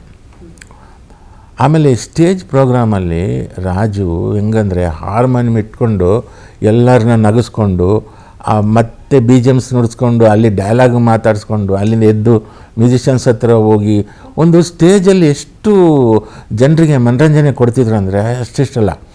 ಆಮೇಲೆ ತುಂಬ ಪ್ರತಿಭಾವಂತ ಹುಡುಗ. ಆಮೇಲೆ ನಾವು ಚಿಗುರಿದ ಕನಸು ಮಾಡಿದಾಗ ಅದರಲ್ಲಿ ಆ್ಯಕ್ಟಿಂಗು ಮಾಡಿದ್ರು ಅವರು, ಶಿವರಾಜ್ ಕುಮಾರ್ ಫ್ರೆಂಡಾಗಿ. ಸೊ ಒಳ್ಳೆಯ ಗೆಳೆಯ. ದುರಾದೃಷ್ಟ ಅವರು ಸಣ್ಣ ವಯಸ್ಸಲ್ಲೇ ಹೋಗ್ಬಿಟ್ರು. ಹೀಗಾಯಿತು. ಶಾಸ್ತ್ರಿನೂ ಸಣ್ಣ ವಯಸ್ಸಲ್ಲೇ ಹೋಗ್ಬಿಟ್ರು. ಎಲ್ಲ ಆಶ್ಚರ್ಯ ಆಗುತ್ತೆ. ಶಾಸ್ತ್ರಿನೂ ಅಷ್ಟೇ ತುಂಬ ಟ್ಯಾಲೆಂಟೆಡ್ಡು. ಅವರು ಮ್ಯೂಸಿಕ್ ಡೈರೆಕ್ಟರ್ ಆದರು. ಆಮೇಲೆ ಒಳ್ಳೊಳ್ಳೆ ಹಾಡುಗಳನ್ನ ಮಾಡುವ ಸಂದರ್ಭದಲ್ಲಿ ವಿಧಿ ಮಾಡ್ತು. ಸೊ ಡೈರೆಕ್ಟರ್ ಆಗೋಕ್ಕೆ ನೀವು ಇಂಡಸ್ಟ್ರಿಗೆ ಬಂದ್ರಿ.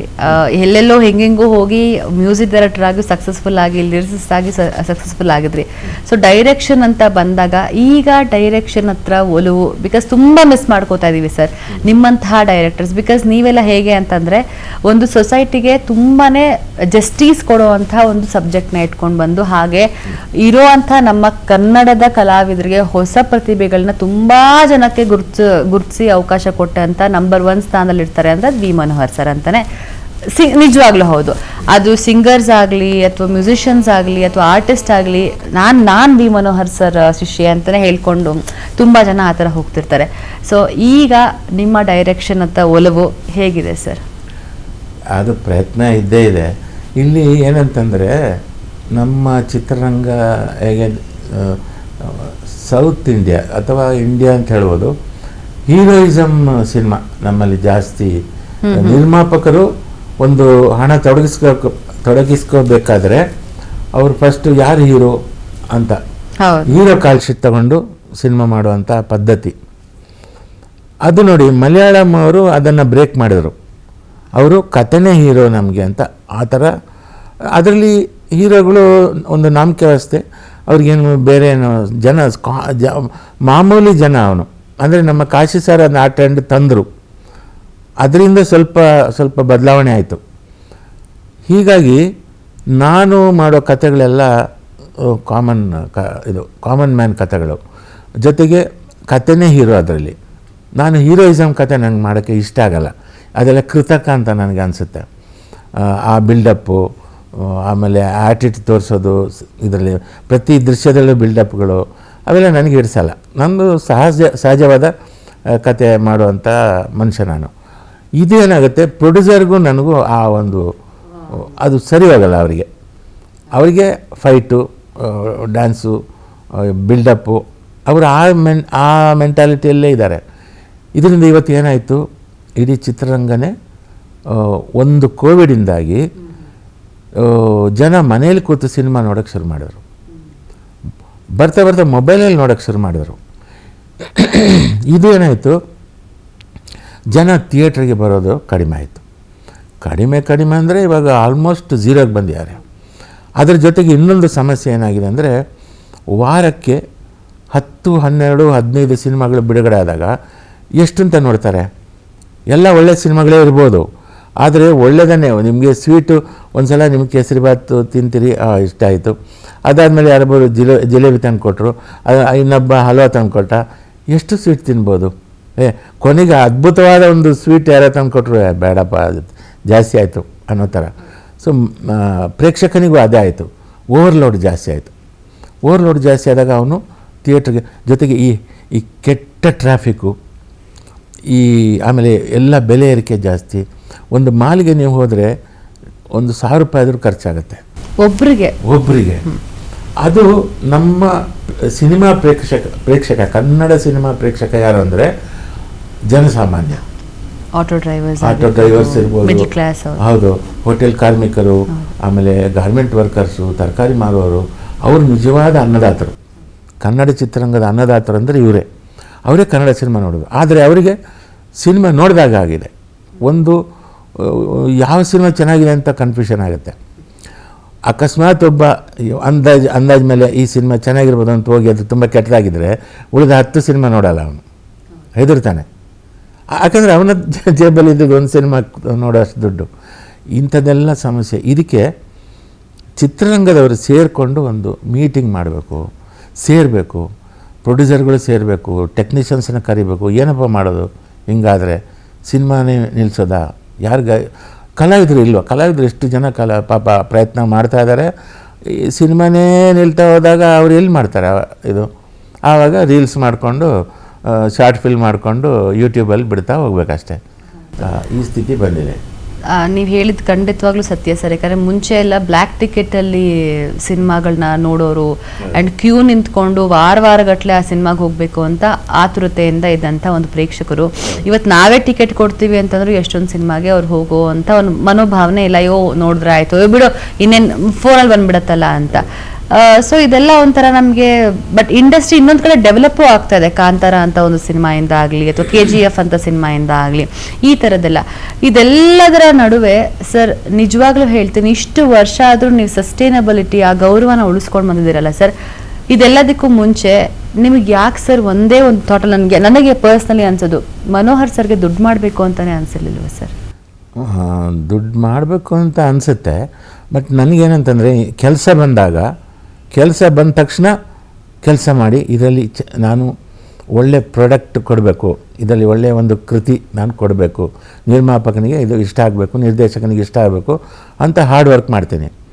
ಆಗ ಒಂದೊಂದು ಸಲ ಬಜೆಟ್ ಸಾಲಲ್ಲ. ಜಾಸ್ತಿ ಕೇಳ್ತಾ ಹೋದರೆ ಜಗಳಗಳಾಗತ್ತೆ. ಈ ಜಗಳ ಯಾಕೆ ಅಂತ ಹೇಳ್ಬಿಟ್ಟು, ಸರಿ ಈ ಸಿನಿಮಾ ಆಯಿತು ಬಿಟ್ಬೋಣ, ಇದರಲ್ಲಿ ದುಡ್ಡು ಬಂದಿಲ್ಲ, ನೆಕ್ಸ್ಟ್ ಪ್ರೊಡ್ಯೂಸರ್ ಬಂದಾಗ ಅವ್ರ ಹತ್ರ ಇಸ್ಕೊಳ್ಳೋಣ ಅಂತ ಹೀಗೆ ಆಗ್ತಾ 50-60 ಸಿನಿಮಾಗಳು ದುಡ್ಡಿಲ್ಲದೆ ಮಾಡಿದ್ದಿದೆ ಬೇಕಾದಷ್ಟು. ಆದರೆ ನಾನು ಮಾಡಿದ್ದಕ್ಕೆ ಸಮಾಧಾನ ಇದೆ. ಆ ಕೃತಿ ಇಲ್ಲಾಂದರೆ ಇಷ್ಟು ವರ್ಷ ಉಳಿತಿಲ್ಲ. ಯಾಕಂದರೆ ಫಸ್ಟ್ ಎಲ್ಲರೂ ಕೇಳೋದು, ಪ್ರೊಡ್ಯೂಸರ್ ಬಂದಿದ ತಕ್ಷಣ ಎಷ್ಟೊಂದು ಜನ ಮ್ಯೂಸಿಕ್ ಡೈರೆಕ್ಟರ್ಸ್, ಎಷ್ಟು ಬಜೆಟ್ ಇದೆ, ಎಷ್ಟು ನೀವು ಬ್ಯಾಕ್ಗ್ರೌಂಡ್ ಮ್ಯೂಸಿಕ್ಗೆ ಎಷ್ಟು ಬಜೆಟ್ ಕೊಡ್ತೀರಾ, ಅಥವಾ ನಮ್ಮ ಒಂದು ಮ್ಯೂಸಿಕ್ ಡೈರೆಕ್ಷನ್ಗೆ ಎಷ್ಟು ಬಜೆಟ್ ಕೊಡ್ತಾರೆ, ಇದೇ ಒಂದು ವಾಡಿಕೆ ಇದೆ. ಆದರೆ ವಿ ಮನೋಹರ್ ಸರ್ ಹತ್ರ ಹೋದರೆ ತುಂಬಾ ಒಂಥರ ಅವಿನಾಭಾವ ಸಂಬಂಧದಿಂದ ಕೂತ್ಕೊಂಡು ಪ್ರೊಡ್ಯೂಸರ್ಗೆ ಅರ್ಥ ಮಾಡಿಸಿ ಗೈಡ್ ಮಾಡಿ, ಇಲ್ಲ ನೀವು ಇದಕ್ಕೆ ಇನ್ವೆಸ್ಟ್ ಮಾಡಿ, ಅದಕ್ಕೆ ಇನ್ನು ನೀವು ಕೂತ್ಕೊಂಡು ಅವ್ರಿಗೆ ಪಾಠ ಹೇಳ್ಕೊಡ್ತೀರಲ್ಲ ಸರ್. ನಿಜವಾಗ್ಲೂ ಇದನ್ನು ನಿಮಗೆ ಡೇ 1 ನಾನು ಕಾರ್ ತೊಗೋಬೇಕು, ನಾನು ಬಂಗ್ಲೋ ತೊಗೋಬೇಕು, ನಾನು ಬ್ಯಾಂಕ್ ಬ್ಯಾಲೆನ್ಸಲ್ಲಿ ಇಷ್ಟು ಮಾಡಬೇಕು, ನಿಮ್ಗೆ ಅದಕ್ಕೆ ನಿಮ್ಮ ಪೂರಕವಾದಂತಹ ಒಂದು ಶಕ್ತಿ ನಿಮ್ಮ ಕುಟುಂಬ ಸರ್, ನಿಮ್ಮ ವೈಫ್ ಆ್ಯಂಡ್ ನಿಮ್ಮ ಮಗಳು ನಿಮ್ಮನ್ನಷ್ಟು ಅರ್ಥ ಮಾಡ್ಕೊಂಡಿದ್ದಾರಲ್ಲ ಸರ್. ಯಾವತ್ತು ಅವರು ಒಂಥರ she is always your support. ನಾನು ತುಂಬಾ ವರ್ಷಗಳಿಂದ ನೋಡ್ಕೊಂಬಂದಾಗ ನಿಮ್ಮ ಜರ್ನಿನಲ್ಲಿ ಐ ಥಿಂಕ್ ಒಂದು ಪಾರ್ಟ್ ಅವ್ರಿಗೂ ಡೆಡಿಕೇಟ್ ಮಾಡಿದ್ರೆ ತಪ್ಪಾಗಲ್ಲ ಅನ್ಸುತ್ತೆ. ಸೊ ಅಂತ ಬ್ಯೂಟಿಫುಲ್ ಆಗಿರುವಂತಹ ವೈಫ್ ಬಗ್ಗೆ ಮಾತಾಡಬೇಕು ಅಂದರೆ, ಪಾಪ ಅವಳು ನಂತರನೇ ಯಾರಾದರೂ ಕೇಳಿದರೆ ಕೊಟ್ಬಿಡ್ತಾಳೆ. ಇದು ದುಡ್ಡು ಮಾಡೋ ಆ ಥರ ಇದಿಲ್ಲ, ಮೆಂಟಾಲಿಟಿ ಇಲ್ಲ. ಆಮೇಲೆ ಇನ್ನೊಂದು ಏನಂದರೆ, ನನ್ನ ಹತ್ರ ಯಾರೇ ಬರಲಿ ಅವರು ಹಾಳಾಗಬಾರ್ದು. ಮನೋಹರ್ ಹತ್ರ ಹೋಗಿ ನಾವು ಹಾಳಾದ್ವಿ ಅಂತ ಆಗಬಾರ್ದು. ನನ್ನ ಹತ್ರ ಬಂದು ಒಳ್ಳೆ ಸಲಹೆಗಳನ್ನ ನಾನು ನಾನು ಅವರಿಗೆ ದುಡ್ಡು ಕಾಸು ಕೊಡದೇ ಇರ್ಬೋದು, ಆದರೆ ಒಳ್ಳೆ ಸಲಹೆ ಕೊಡೋಕ್ಕೆ ನನಗೆ ಗೊತ್ತು. ಅದನ್ನು ನಾವು ಮಾಡಬೇಕಷ್ಟೆ, ಅದಕ್ಕೇನು ಖರ್ಚಿಲ್ಲಲ್ಲ. ಇವತ್ತು ಅಡ್ವೈಸ್ ಮಾಡೋರು ತುಂಬ ಜನ ಇರ್ತಾರೆ, ಸಹಾಯ ಮಾಡೋರು ಕಡಿಮೆ ಜನ ಇರ್ತಾರೆ. ಅಟ್ಲೀಸ್ಟ್ ಅಡ್ವೈಸ್ ಆದರೂ ಮಾಡ್ಬೋದು ಅಂತ ಹೇಳ್ತೀನಿ. ಈ ಒಂದು ಕಾರ್ಯಕ್ರಮಗಳನ್ನ ನಾವು ಏನಕ್ಕೆ ಮಾಡ್ತೀವಿ ಅಂತ ಹೇಳಿದ್ರೆ, ಇಂಥವ್ರನ್ನ ಯಾಕೆ ಕರೆದು ಕೂಡಿಸ್ತೀವಿ ಅಂತ ಹೇಳಿದ್ರೆ, ನಮ್ಮಂಥವ್ರು ತಿದ್ಕೋಬೇಕು. ಯಾಕಂದರೆ ಎಲ್ಲರೂ ಸಲಹೆ ಕೊಟ್ಟು ಅವ್ನಿಗೆ ಏನಾದ್ರು ಹೇಳಿಬಿಟ್ರೆ ಅವ್ರು ನಮ್ಮ ಐಡಿಯಾಸ್ನ ಕಿತ್ಕೊಂಡ್ಬಿಡ್ತಾರೆ ಅಂತ ಒಂದು ಮನೋಭಾವನೆ ಇರುತ್ತೆ. ಆದರೆ ಇಂಥವ್ರು ಬಂದು ಮಾತಾಡಿದಾಗ ಇಲ್ಲ, ಹೌದು, ಒಬ್ರನ್ನೊಬ್ರು ಬೆಳೆಸಿದ್ರೇ ಚಿತ್ರರಂಗ ಅಥವಾ ಯಾವುದೇ ರಂಗದಲ್ಲಾದ್ರೂ ಬೆಳೆಯುವಂಥ ಒಂದು ಸಾಧನೆ ಆಗುತ್ತೆ ಅಂತ. ಸೊ ಈಗಿನ ಒಂದು ಪ್ರಸ್ತುತ ಸಿನಿಮಾ ರಂಗದ ಬಗ್ಗೆ ಮಾತಾಡಬೇಕು ಅಂದರೆ ನಿಮ್ಮ ಒಂದು ಥಾಟ್ ಪ್ರೋಸೆಸ್ ಹೇಗಿದೆ ಸರ್? ಇನ್ನು ಮುಂದೆ ಯಾವ ಥರ ನಾವು ಜನರನ್ನು ಬರೋ ಥರ ಮಾಡಬೇಕು ಅನ್ನೋದ್ರ ಬಗ್ಗೆ ಚರ್ಚೆ ಆಗಬೇಕು. ಒಂದನೇದು ಕತೆಗಳು, ನಮ್ಮ ಈ ಬಿಲ್ಡಪ್ ಎಷ್ಟಂತ ಮಾಡ್ಬೋದು, ಎಷ್ಟು ಸಿನಿಮಾ ಬಿಲ್ಡಪ್ ಕತೆಗಳು ಮಾಡ್ಬೋದು. ಮತ್ತು ಅದ್ದೂರಿ ಚಿತ್ರ, ಈಗ KGF ಆ ಬಜೆಟ್ಟಿಗೆ ಯಾರೂ ಬೇರೆಯವ್ರು ಮಾಡೋಕ್ಕಾಗಲ್ಲ. ಒಬ್ಬ ಸಾಮಾನ್ಯ ಬಡಪಾಯಿ ಆ ಥರ ಯೋಚನೆ ಮಾಡೋಕ್ಕಾಗಲ್ಲ. ಕಾಂತಾರ ಅಷ್ಟು ದೊಡ್ಡ ಬಜೆಟ್ಟು, ಅಷ್ಟು ಒಂದು ಲಕ್ಸುರಿ ಸಿನಿಮಾಗಳು. ಆದರೆ ಅದನ್ನು ನೋಡಿ ನಾವು ಆ ಥರ ಮಾಡೋಕ್ಕಾಗಲ್ಲ ಅಂದಾಗ ಹತಾಶರಾಗೋದಲ್ಲ. ಕಮ್ಮಿ ಬಜೆಟಲ್ಲಿ ಏನು ಮಾಡ್ಬೋದು ಪವರ್ಫುಲ್, ನಮಗೆ ಕಾಶಿನಾಥ್ ಸರ್ ನಮ್ಮ ಗುರುಗಳು. ಆಮೇಲೆ ನಾನು ಇನ್ನೊಂದು ಒಂದು ಮೊಟ್ಟೆ ಕತೆ, ನಮ್ಮ ರಾಜ್ ಬಿ ಶೆಟ್ಟಿದು ಅದ್ಭುತವಾದ ಸಿನಿಮಾ. ಅದು ಬಜೆಟ್ ಬಗ್ಗೆ ನನಗೆ ಗೊತ್ತಿಲ್ಲ, ಆದರೆ ಅದ್ದೂರಿ ಬಜೆಟ್ ಅಲ್ಲ ಅದು ಒಂದು. ಆಮೇಲೆ ಜನಸಾಮಾನ್ಯನ ಸಿನಿಮಾ, ಅದು ಜನಸಾಮಾನ್ಯರಿಗೆ ಹತ್ತಿರ ಆಗುವಂಥ ಸಿನಿಮಾ. ಅದು ನನಗೂ ಹತ್ತಿರ ಆಗೋದು, ಮೊಟ್ಟೆ ತಲೆ ಕೂದಲು ಬರೋದವನಿಗೆ ಅವನಿಗೂ ಅವನು ಒಂದು ಪ್ರೀತಿ ಪ್ರೇಮ. ನಿಮ್ಮ ಮೈನಸ್ ಪ್ಲಸ್ ಆಯ್ತಲ್ಲ. ಓದ್ಲಿದ್ರೆ ಮೋಸ್ಟ್ಲಿ ಇಷ್ಟೊಂದು ಜನ ಐಡೆಂಟಿಟಿ ಸಿಗ್ತಾ ಇತ್ತೋ ಇಲ್ಲೋ ಗೊತ್ತಿಲ್ಲ. ಇದು ನಿಮಗೆ ಪರ್ಫೆಕ್ಟ್. ಸೊ ಜನಕ್ಕೆ ಕನೆಕ್ಟ್ ಆಗುವಂತ ಸಿನಿಮಾಗಳು ಅದು ಮಾಡಬೇಕು. ಅದರ ಬಗ್ಗೆ ನಿರ್ಮಾಪಕರು ಯೋಚನೆ ಮಾಡಬೇಕು. ಇವತ್ತು ನಿರ್ಮಾಪಕರು ಏನಂತಂದರೆ, ತುಂಬ ಈಸಿಯಾಗಿ ದುಡ್ಡಾಗಬೇಕಾದ್ರೆ ಒಬ್ಬ ಹೀರೋ, ಅವನ ಮಾರ್ಕೆಟು ಈ ಥರ ನೋಡ್ತಾ ಇದ್ದಾರೆ. ಕಮ್ಮಿ ಬಜೆಟಲ್ಲಿ ಒಂದು ಪವರ್ಫುಲ್ ಕಥೆನ, ಆಮೇಲೆ ಆ ಕಥೆನ ಅವ್ರು ನಿರ್ಧಾರ ಮಾಡೋದಲ್ಲ, ನಿರ್ಮಾಪಕ ನಿರ್ಧಾರ ಮಾಡೋದಲ್ಲ, ಅದಕ್ಕೊಂದು ಅವರ ಎಜುಕೇಟೆಡ್ ಕ್ಲಾಸ್ ಅವ್ರನ್ನ ಕಮಿಟಿ ಥರ ಮಾಡಿ. ಈಗ ನಾನು ನಿರ್ಮಾಪಕ, ನನಗೆ ಜಡ್ಜ್ಮೆಂಟ್ ಇಲ್ಲ, ನಾನೇನು ಮಾಡ್ತೀನಿ, ಒಂದಷ್ಟು ಕಲ್ತವರು ಅಥವಾ ಸ್ವಲ್ಪ ಟೇಸ್ಟ್ ಇರೋರು, ಅಭಿರುಚಿ ಇರೋರು ಅವ್ರನ್ನ ಕೂರಿಸಿ, ನೋಡಪ್ಪ ನಾನು ಕತೆ ಸಿಲೆಕ್ಟ್ ಮಾಡಿದ್ದೀನಿ, ಇದು ಹೇಗಿದೆ, ನೀವು ಇದು ಮಾಡಿ, ಲೋಪದೋಷಗಳಿದ್ದರೆ ತಿದ್ದುಪಡಿ ಮಾಡಿ ಅಂತ ಹೇಳ್ಕೊಳ್ಳೋಕ್ಕೆ ಒಂದು ಕಮಿಟಿ ಇಟ್ಕೊಂಡು ಸಿನಿಮಾ ಮಾಡಿ. ಯಾಕಂದರೆ ಸಿನಿಮಾದಲ್ಲಿ ನಿರ್ಮಾಪಕ ಗೆಲ್ಲಬೇಕು. ಒಬ್ಬ ನಿರ್ಮಾಪಕ ಗೆದ್ದರೆ ಅವನು ಮತ್ತೆ ಮತ್ತೆ ಸಿನಿಮಾ ಮಾಡ್ತಾನೆ. ಇಲ್ಲಿ ಏನಾಗುತ್ತೆ, ಕೆಲವು ನಿರ್ದೇಶಕರು ಎಂಥವ್ರಂತಂದರೆ, ಇವನು ಮತ್ತೆ ಸಿನಿಮಾ ಮಾಡ್ತಾನೆ ಅಲ್ವಾ, ಈ ಸಿನಿಮಾದಲ್ಲಿ ಎಷ್ಟು ಚೆನ್ನಾಗಿ ಬೋಳ್ಸೋಣ, ಅಷ್ಟು ನುಣ್ಣಗೆ ಬೋಳ್ಸೋಣ ಅಂತ ಅವನಿಗೆ ಆಸೆ ಹುಟ್ಟಿಸಿ 75 ಲಕ್ಷದಲ್ಲಿ ಮುಗಿಸ್ತೀವಿ ಸಾರ್ ಅಂತೇಳಿ ಕೊನೆಗೆ ಅದು 3 ಕೋಟಿ 4 ಕೋಟಿ ಆಗಿ ಅವ್ರನ್ನೂ ನಮ್ಮ ಹತ್ರ ಬಂದು. ಮನೋಹರ್ ಸರ್ ಜೊತೆ ಮಾತಾಡ್ತಾ ಹೋಗ್ತಾರೆ, ಸಮಯ ಹೋಗೋದೇ ಗೊತ್ತಾಗಲ್ಲ. ಇನ್ನಷ್ಟು ಮಾತುಕತೆನ ಮುಂದುವರ್ಸೋಣ, ಆದರೆ ಅದಕ್ಕಿಂತ ಮುಂಚೆ ಸಣ್ಣ ಬ್ರೇಕ್. ಇಂಡಸ್ಟ್ರಿನೇ ಬೇಡ ಬೇಡ ಅಂತ ಒಬ್ಬ ಪ್ರೊಡ್ಯೂಸರ್ ಹೋದ ಅಂದರೆ ಒಂದು 30-40 ಜನರ ಊಟ ಹೋಯ್ತು ಅದು. ಸೊ ಹಾಗಾಗಿ ಒಬ್ಬ ನಿರ್ಮಾಪಕ ಉಳಿದ ಅಂದರೆ 30-40 ಜನ ತಂತ್ರಜ್ಞರು ಅವರ ಜೀವನ ನಡೆಯುತ್ತೆ. ಹಾಗಾಗಿ ನಿರ್ಮಾಪಕರನ್ನು ಉಳಿಸೋದಕ್ಕೆ ತಂತ್ರಜ್ಞರು ಆದಷ್ಟು ಮುತುವರ್ಜಿಯಿಂದ ಕೆಲಸ ಮಾಡಬೇಕು. ಆಮೇಲೆ ನಿರ್ಮಾಪಕನ ಜವಾಬ್ದಾರಿಯೂ ಜಾಸ್ತಿ ಇದೆ. ಅವನು ಸುಮ್ಮನೆ ಶೋಕಿಗೋಸ್ಕರ ಸಿನಿಮಾ ಇಂಡಸ್ಟ್ರಿಗೆ ಬರೋದು ಬೇಡ, ಅಂಥವ್ರು ಸಿನಿಮಾ ಮಾಡೋದು ಬೇಡ. ಶೋಕಿ ಮಾಡೋಕ್ಕೆ ಬೇಕಾದಷ್ಟು ದಾರಿ ಇದೆ. ಅದರ ಬದಲು ಅವರು ನಿಜಕ್ಕೂ ಸಿನಿಮಾ ಮಾಡಬೇಕು ಅಂತಿದ್ದರೆ ಒಳ್ಳೆ ತಂತ್ರಜ್ಞರನ್ನ ಇಟ್ಕೊಂಡು, ಕತೆಗಾರನ ಇಟ್ಕೊಂಡು ಕತೆ ಮಾಡಿಸಿ ಅದನ್ನು ಎಷ್ಟು ಕಡಿಮೆ ಬಜೆಟಲ್ಲಿ ಮಾಡ್ಬೋದು ಅಂದ್ಕೊಂಡು. ಯಾಕಂದರೆ ಒಂದು ಹಂತ ಇವತ್ತು ಬಿದ್ದೋಗೋ ಅಂತ, ಇದು ಒಂದು ಮನೆ ಬಿದ್ದು ಬೀಳ್ತಾ ಇದೆ, ಅದನ್ನು ರಿಪೇರಿ ಮಾಡೋಕ್ಕಾಗಲ್ಲ ಅಂದಾಗ ಕೆಡವಿ ಮತ್ತು ವಸ್ತು ಕಟ್ಟಬೇಕಾದ್ರೆ ಇವಾಗ ತಂತ್ರಗಾರಿಕೆ ಎಲ್ಲ ಬದಲಾಗಿದೆ, ಹೊಸ ಟೆಕ್ನಾಲಜಿ ಬಂದಿದೆ, ಅದರಲ್ಲಿ ಏನು ಮಾಡ್ಬೋದು. ಈಗ AI ಬಂತು, AI ಸಿನಿಮಾ ಮಾಡಬೇಕಾದ್ರೆ ಅದು AI ಥರ ಒಂದು 2-3 ಸಿನಿಮಾ ನೋಡಿದ ಮೇಲೆ ಮತ್ತೆ ಬೋರ್ ಆಗುತ್ತೆ. ಯಾಕಂದರೆ ಅದರಲ್ಲಿರೋದು ಕೆಲವು ಸಿಲೆಕ್ಟೆಡ್ ಮುಖಗಳು ಅದೇ ಬರ್ತವೆ. ಆಮೇಲೆ ನೋಡಿದ್ರೆ ಗೊತ್ತಾಗುತ್ತೆ, ಚಂದಮಾಮ ಬಾಲಮಿತ್ರ ಪುಸ್ತಕದ ಪೇಂಟಿಂಗ್ ಥರ ಇರ್ತವೆ ಅದು.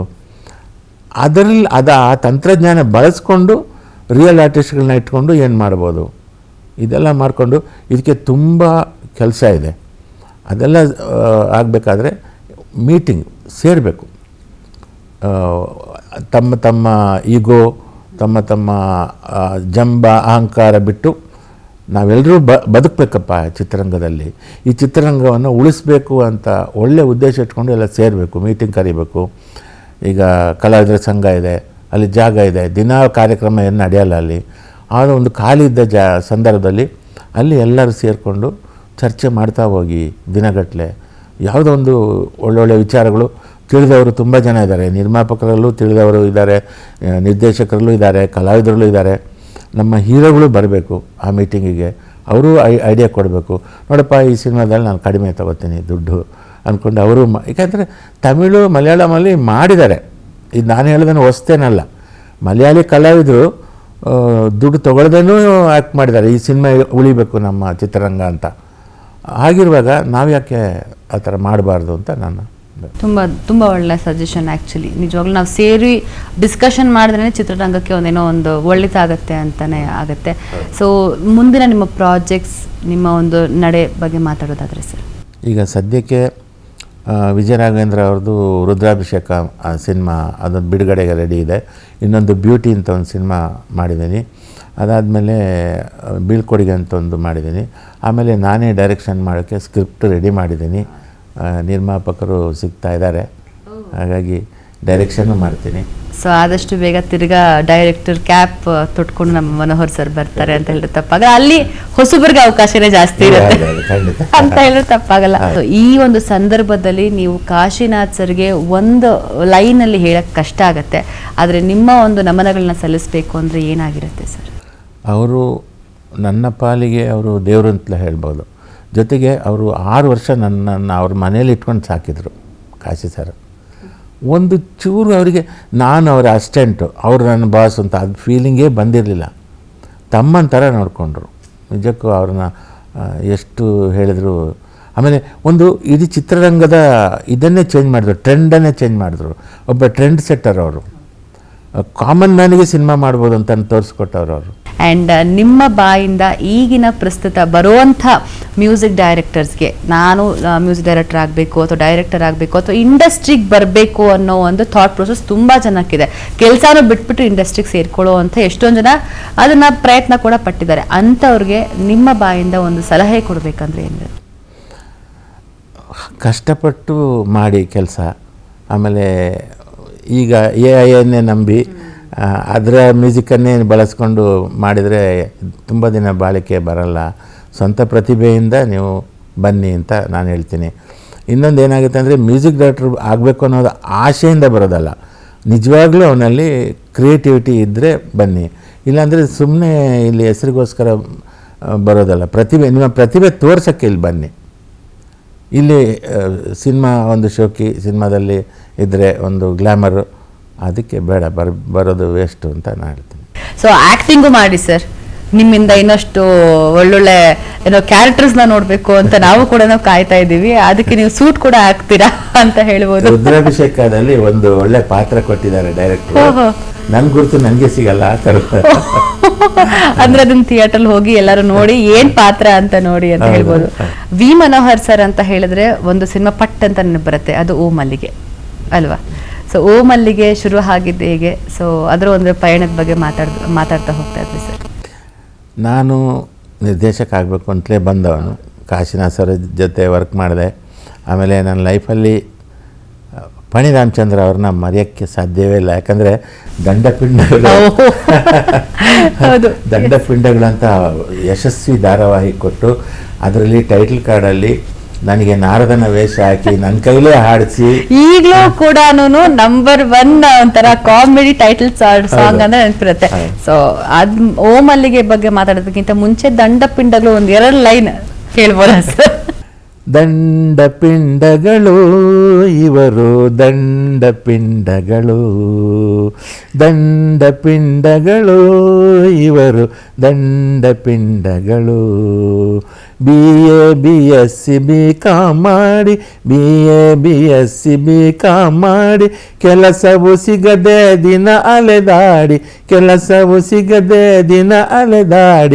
ಎಲ್ಲರ ಕೈಲೂ ಉಗಿಸಿಕೊಳ್ಳು ವೇಸ್ಟ್ ಬಾಡಿಗಳು ಥೂ ದಂಡ ಪಿಂಡಗಳು ಇವರು ದಂಡ ಪಿಂಡಗಳು. ಎಷ್ಟೊಂದು ಹಾಡಿಗೆ ಸಾವೇ ಇರಲ್ಲ. ಈಗ ಅದನ್ನ ಕೇಳಿದ್ರು ನಗು ಬರುತ್ತೆ ಅಂತಂದ್ರೆ ಅದು ಯಾವತ್ತೂ ಜೀವತ್ವಾಗಿರುತ್ತೆ ಅಂತ. ಸೊ ಎಸ್ ಮಾತಾಡ್ತಾ ಇದ್ರಿ ಸರ್, ಕಂಟಿನ್ಯೂ ಮಾಡಿ. ಫಣಿ ರಾಮಚಂದ್ರ ಸರ್ ಬಗ್ಗೆ. ಫಣಿ ಸರ್ ಅವರು ನನಗೆ ಈ ದಂಡ ಪಿಂಡಗಳು ಅವಕಾಶ ಕೊಟ್ಟರು. ಅದಾದಮೇಲೆ ಅವರು ಗೌರಿ ಗಣೇಶ ಸಿನಿಮಾ ಮಾಡಿದಾಗ ನಾನು ಅದಕ್ಕೆ ಸಹ ನಿರ್ದೇಶಕ ಆಗಿ ಕೆಲಸ ಮಾಡಿದೆ. ನಾನು ಮತ್ತು ಯೋಗೇಶ್ ಹುಣಸೂರು ವರ್ಕ್ ಮಾಡಿದ್ವಿ ಅದರಲ್ಲಿ. ಅದಾದಮೇಲೆ ಗಣೇಶ ಸುಬ್ರಹ್ಮಣ್ಯ ಅವರು ಡೈರೆಕ್ಷನ್ ಮಾಡಿದಾಗ ನನಗೆ ಮ್ಯೂಸಿಕ್ಕು ಮಾಡೋಕ್ಕೆ ಕೊಟ್ಟರು. ಈಗ ಆಮೇಲೆ ಅವರು ತುಂಬ ಧಾರಾವಾಹಿಗಳು, ಅವರಿಗೆ ಹಾಸ್ಯ ಪ್ರಜ್ಞೆ ತುಂಬ ಚೆನ್ನಾಗಿದೆ. ಆ್ಯಕ್ಚುಲಿ ಅವರು ಯಾಕೆ ಈಗ ಅವ್ರ ಹತ್ರ ನಮ್ಮ ಚಿತ್ರರಂಗ ಕೆಲವು ಸಲ ಬೇಸರ ಆಗುತ್ತೆ, ಅವರು ಅಂಥವ್ರನ್ನ ಬಳಸ್ಕೊಳ್ತಾ ಇಲ್ಲ ಅಂತ. ತುಂಬ ಹಾಸ್ಯ ಪ್ರಜ್ಞೆ ಇದೆ ಅವರಿಗೆ, ಅವರೊಬ್ಬರು. ಅದಾದಮೇಲೆ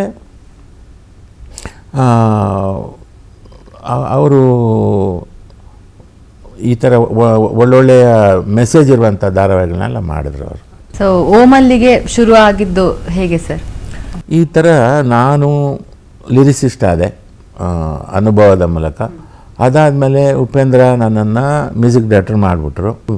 ಮ್ಯೂಸಿಕ್ ಡೈರೆಕ್ಟ್ರಾಗಿ ಸಂಗೀತ ನಿರ್ದೇಶಕನಾಗಿ ಫಿಕ್ಸ್ ಆಗಿಬಿಟ್ಟೆ ನಾನು. ಮತ್ತೆ ಆಚೆ ಹೋಗೋಕ್ಕೆ ಆಗ್ತಿರಲಿಲ್ಲ, ಅಷ್ಟು ಬ್ಯುಸಿ ಆಗಿಬಿಟ್ಟೆ. ಆಗ ನಾನು ಒಬ್ಬನೇ ಕೂತಾಗ ಅಯ್ಯೋ ನಾನು ಡೈರೆಕ್ಟರ್ ಆಗಬೇಕು ಅಂತ ಬಂದು ಮ್ಯೂಸಿಕ್ ಡೈರೆಕ್ಟರ್ ಆದ್ನಲ್ಲ ಅಂತ ಒಂದು ಸಂತೋಷದ ನಡುವೆ ಒಂದು ದುಃಖ, ಸಣ್ಣ ಒಂದು ಎಳೆ ಹಾಗೆ ಇತ್ತು. ಒಂದು ದಿವಸ ರಮೇಶ್ ರಾವ್, ನಮ್ಮ ಯಕ್ಷ ಸಿನಿಮಾ ಡೈರೆಕ್ಟ್ರು, ಅವರಾಗ ಸಾಹಿತ್ಯ ಎಲ್ಲ ಬರಿತಾಯಿದ್ರು. ಅವರು ನಮ್ಮ ಮನೆಗೆ ಬಂದು ಮನೋಹರ್ ಒಬ್ಬರು ಪಲ್ಲವಿ ಪ್ರಕಾಶ್ ಅಂತ ಅವ್ರು ಹೇಳಿದ್ದು ನನಗೆ. ಪಲ್ಲವಿ ಪ್ರಕಾಶ್ ಅಂತ ಒಬ್ಬರು ನಿಮ್ಮನ್ನು ಹಾಕ್ಕೊಂಡು ಡೈರೆಕ್ಷನ್ ನಿಮ್ಮ ಕೈಲಿ ಮಾಡಿಸ್ಬೇಕು ಅಂತ ಇದ್ದಾರೆ ಅಂತ. ನಾನು ಆವಾಗ ಅಷ್ಟೊತ್ತಿಗಾಗಲಿ ತುಂಬ ಜನರ ಹತ್ರ ಪ್ರಯತ್ನ ಪಟ್ಟು ಆಗಲ್ಲ ಅಂತ ನಿರ್ಧಾರ ಮಾಡಿದ್ದೆ. ಎಲ್ಲ ಇದು ಸುಮ್ಮನೆ ಬರ್ತಾರೆ, ಮಾತು ಕೊಡ್ತಾರೆ, ಮತ್ತು ಆಶ್ವಾಸನೆ ಅಷ್ಟೇ ಉಳಿಯುತ್ತೆ ಅಂತ. ಆದರೆ ಅವ್ರು ಬಂದರು, ಕತೆ ಎಲ್ಲ ರೆಡಿ ಇದೆಯಾ ಅಂತಂದರು. ಆಗ ನನಗೆ, ನಾನೀಗ ಮೊದಲನೇ ಸಿನಿಮಾ ಮಾಡುವಾಗ ನನ್ನ ಕತೆ ಬಗ್ಗೆ ಭರವಸೆ ಬರಲಿಲ್ಲ. ಆವಾಗ ಏನು ಮಾಡಿದ್ವಿ ಅಂದರೆ, ರಮೇಶ್ ಅರವಿಂದ್ ಅವ್ರ ಹತ್ರ ಹೋಗಿ ಆ ಕತೆ ಈಗ ನಿಮ್ಮನ್ನು ಹಾಕ್ಕೊಂಡು ಮಾಡಬೇಕು ಅಂತ ನಿರ್ಮಾಪಕರ ಇದ್ದಿದ್ದು. ನನಗೂ ಖುಷಿನೇ, ಆದರೆ ಕತೆ ಇಲ್ಲ ಅಂತ. ಆಗ ರಮೇಶ್ ಅರವಿಂದ್ ಅವರು, ಇಲ್ಲ ಯೋಚನೆ ಮಾಡಬೇಡಿ, ಕೆ ಬಾಲಚಂದರ್ ಸರ್ಗೆ ಒಬ್ಬರು ಅಸಿಸ್ಟೆಂಟ್ ಅನಂತ್ ಅಂತಿದ್ದಾರೆ, ಅವ್ರ ಹತ್ರ ಕತೆ ಇದೆ ಅಂಥೇಳಿ ಅಲ್ಲಿ ಕರ್ಕೊಂಡು ಹೋದರು. ಅನಂತ್ ಅವರು ಅರ್ಧ ಬರೆದಿಟ್ಟಿದ್ರು ಕತೆ. ಅಷ್ಟೊತ್ತಿಗಾಗಲೇ ಕಿಡ್ನಿ ಫೇಲರ್ ಆಗಿತ್ತು. ಆಯಿತು ಅಂತೇಳ್ಬಿಟ್ಟು ಆ ಕತೆನ ತೊಗೊಂಡು ಬಂದ್ವಿ. ಆ ಕತೆನ ತೊಗೊಂಬಂದು ನಾನು ರಮೇಶ್ ರಾವ್ ಅದನ್ನು ಡೆವಲಪ್ ಮಾಡಿಕೊಂಡು ಓಮಲ್ಲಿಗೆ ಅಂತ ಒಂದು ಮಾಡಿದ್ವಿ. ಆವಾಗ ನನ್ನ ಅಭಿರುಚಿ, ನನಗೆ ತುಂಬ ಇಷ್ಟವಾದ ಡೈರೆಕ್ಟ್ರು ಒಂದು ಪುಟ್ಟಣ್ಣ ಅವರು, ಒಂದು ಕಾಶಿನಾಥ್ ಸಾರು, ಆಮೇಲೆ ಕೆ ಬಾಲಚಂದರು, ಕೆ ಭಾಗ್ಯರಾಜ್. ಇವರಿಷ್ಟು ಜನರ ಸಿನಿಮಾ ನೀವು ನೋಡಿ, ಅದು ಎಲ್ಲ ಫ್ಯಾಮಿಲಿ ಓರಿಯೆಂಟೆಡ್ ಸಿನಿಮಾ, ಎಲ್ಲ ಕುಟುಂಬದವರು ನೋಡುವಂಥ ಸಿನಿಮಾ, ಜೊತೆಗೆ ಎಲ್ಲರಿಗೂ ತಲುಪುವಂಥ ಇದು, ಎಲ್ಲರಿಗೂ ಹೊಂದಾಣಿಕೆ ಆಗುವಂಥ ಸಿನಿಮಾಗಳು ಅವೆಲ್ಲ. ಎಲ್ಲರೂ ತಮ್ಮನ್ನು ತಾವು ನೋಡ್ಬೋದು ಆ ಸಿನಿಮಾದಲ್ಲಿ, ಅಂಥ ಸಿನಿಮಾಗಳು. ಕಾಶಿನಾಥ್ ಸರ್ ಮಾಡಿದಾಗಿರಲಿ, ಪುಟ್ಟಣ್ಣ ಅವರು ಮಾಡಿದಾಗಲಿ, ಬಾಲಚಂದರ್ ಅವರು ಮಾಡಿದಾಗಲಿ, ಭಾಗ್ಯರಾಜ್ ಅವರು ಮಾಡಿದ್ದಾಗಲಿ, ಎಲ್ಲ ಅಂಥ ಸಿನಿಮಾಗಳೇ ಅವರು ಮಾಡಿದ್ದು.